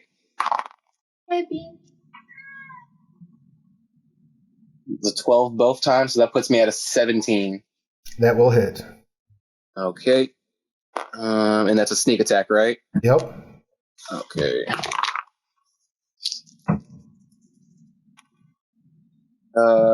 8, 9, 10, 11, 12 damage. So you come in with your dagger and go into the throat and circle around and basically about 75% decapitate this person. Their spine holds, but everything else is disconnected. Sweet. And then as soon as that's done, I'm going to just climb back out the window and get out of here as fast as possible. All right. So you break out. You are long gone before you ever see them, actually. And that's where we will wrap things up for this week. So we will come back next week to find out the aftermath of the Cone of Cold, check with the blacksmithing efforts of Holland, as well as the spell acquisition efforts of Breck, and follow up with what Tan might learn at the library. Any questions, comments, complaints, or concerns about today's session? Nope. I went well. I'm surprised Haiku didn't just surprise murder her whenever he got the chance. I mean, he kind of did. He just waited till she was alone, rather than doing it with an audience. I'm not crazy anymore. I'm gonna actually think things out now. I'm not just gonna jump in and just That's what I'm saying. That's so weird. I'm sane again. You're arcing. Your character is arcing. Yeah. Excellent. Smarter. Well, this was kind of a makeup session because we missed last week. We will be on next week. So let's do a quick round of goodbyes from everyone. Let's start things off. Oh, I didn't realize how bad the camera order got screwed up. Let's start things off with Lulu, who is in Tan's spot. Why don't you go ahead and tell us who you are, what you do, My who you're bad on playing. that. Hi, I'm Lulu, not Tan. I'm Allie. We had a good time. We got to fight a monster. I don't have anything creative to say. Support all of the fabulous artists here. They're awesome. And Travis, and look at all their content because the people I play with are awesome. I'm just not a creative. That's why I come to watch them be awesome. Well, thank you. Appreciate you saying as much. Next up, we have Alan, who is in the right spot, miraculously. Yay! Just give us your pertinence, please. Hi guys, I'm Milena. I play Holland, who just got some nice ore, so I can't wait to do what I'm gonna do with it. In real life, I'm an artist in Chicago, Chicagoland, and I have a Patreon. So if you like my stuff, go check it out. And that's it for me. And Bean is here now too. That's correct. And you can see Milena's art, all of the icons that for the player characters, Milena and Mike did, and they also worked on Frostlands of Fenrirlic. So if you've seen that, you've seen their art. Mm-hmm. Amazing stuff. Next up, we've got Jean, who is accidentally sitting in Lulu's spot. Go ahead and give us your pertinent details, please. That's me. I'm Malachi Hoskins. He, him. I play Jean, she, her.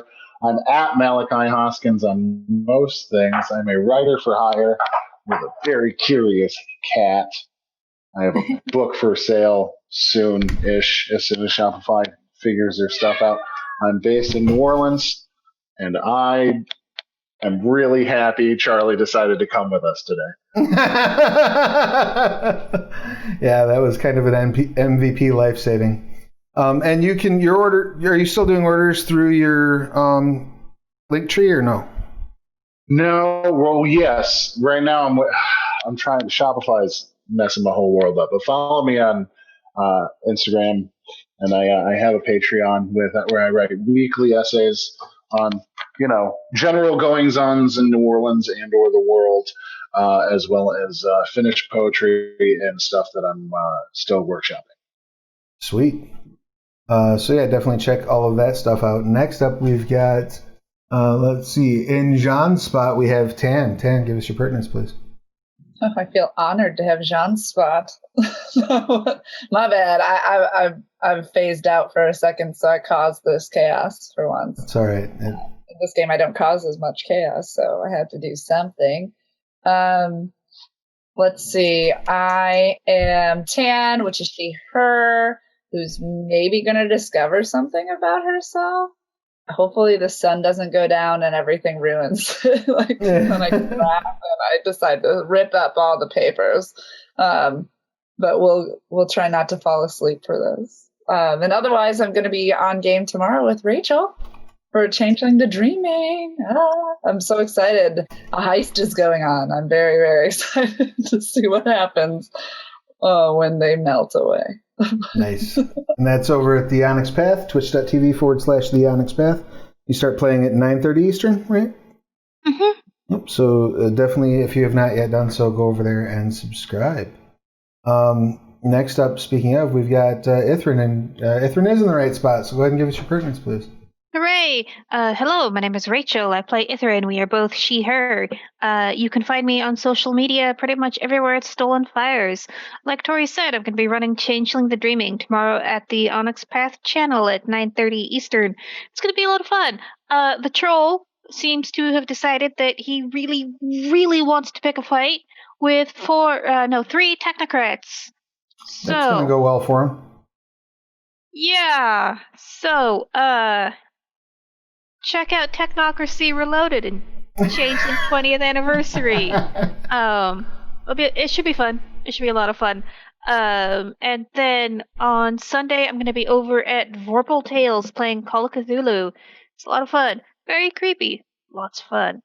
Awesome. I can roll. So definitely check that out. Vorpal Tales puts out a bunch of cool shows, and you're playing in their Scion game on Tuesdays too, right? Tuesdays? Yes, more Cthulhu from a different game perspective. Nice. It's also a lot of fun. It's a good crew over there. Rock and roll. Which reminds me that the Scion Kickstarter is starting next week too, so keep an eye out for that. For Scion Dragon and Scion Masks of the Mythos. Next up, we've got Haiku, also in the right spot, miraculously. Go ahead and give us your pertinence, please. Hey guys, I'm Mike Mutant. I play Haiku, both he, him. I'm a Chicago comic artist. Like stated before, me and Milena did the art for the Frostlands of Fenrilik book, and also all of the character pieces here. I have a Patreon, patreon.com/Mike Mutant, where I post. Dang, I forgot to post again today. Oh my god! So you still have post every Wednesday. You still have 55 minutes of today. I do. I'm gonna do that when we get off this again. Post the Page of the Freaks issue 2 on there. But other than that, I'm also on Instagram at Mike_Mutant. Rock and roll. And I just threw the link for Frostlands in the chat, as well as the link for Mike's Patreon. And next up, that brings us to the MVP of the night, Charlie. Charlie, give us your pertinence, please. Hello, I am Sarah Scheinerberg. I play Charlie. We are both she, her. I write books and I make YouTube videos about writing books and about random fuckery. And I'm Wordsmith Sarah everywhere except YouTube, where I'm Sarah Scheinerberg, author. So that's pretty much it. And you also are the proud owner of a Patreon, correct? I do also have a Patreon. Excellent. And that's Wordsmith Sarah? Yep. Pretty sure. Yes. So I'll throw that link up in the chat. And while I'm doing that, Breck, who's also in the right spot, please give us your pertinence. Hi, my name's Roz. I'm she, her. I play Breck, who's he, him. And I don't have a Patreon or any creative exploits. Get my money from the man who pays for all my nerdity and adventures. So that's what I do. It's appreciated. Thank you so much for your service and for supporting nerdery with your hard-earned paycheck dollars. That's how we get to keep doing this. Absolutely, sharing is caring, Travis. Indeed. And I guess that leaves me. I'm Travis Legg, he, him. I'm the dungeon master here. When I'm not dungeon mastering here, I'm dungeon mastering at other places. I am the programming coordinator for the Onyx Path Twitch channel, so make sure you subscribe here for sure, but also go over there and subscribe. Lots of cool programming. This week, I did release a new Scarredlands little thing over on Sluritian Vault called Pages of the Demigods. It's a little source book that goes into the various demigods on Skarn and their servants. So there's a couple of new creatures that are in there that are sort of messengers of the gods. And it's also got the stat blocks for an interesting god of the Scarredlands called the Flayed God, who was damaged horrendously during the Divine War to the point that he's in constant agony. And so he hunts down mortals so that he can skin them and wear their flesh so that he'll feel better for a few minutes. Good fun CR25 antagonist to throw at your party if you ever need. So that's in there as well. What else do I have to promote? I'll be back here Monday for Scarredlands Family Affair, and then the following Wednesday we'll be playing Sins of Shelzar again. I guess other than that, there's a vaccine on the way. Wash your hands, stay socially distant. Call your senators and demand that they follow up on this impeachment. And try not to have any more insurrections, America. It messes our day up. Be good to yourselves and each other. Stay safe. We'll see you again real soon. Bye. Bye.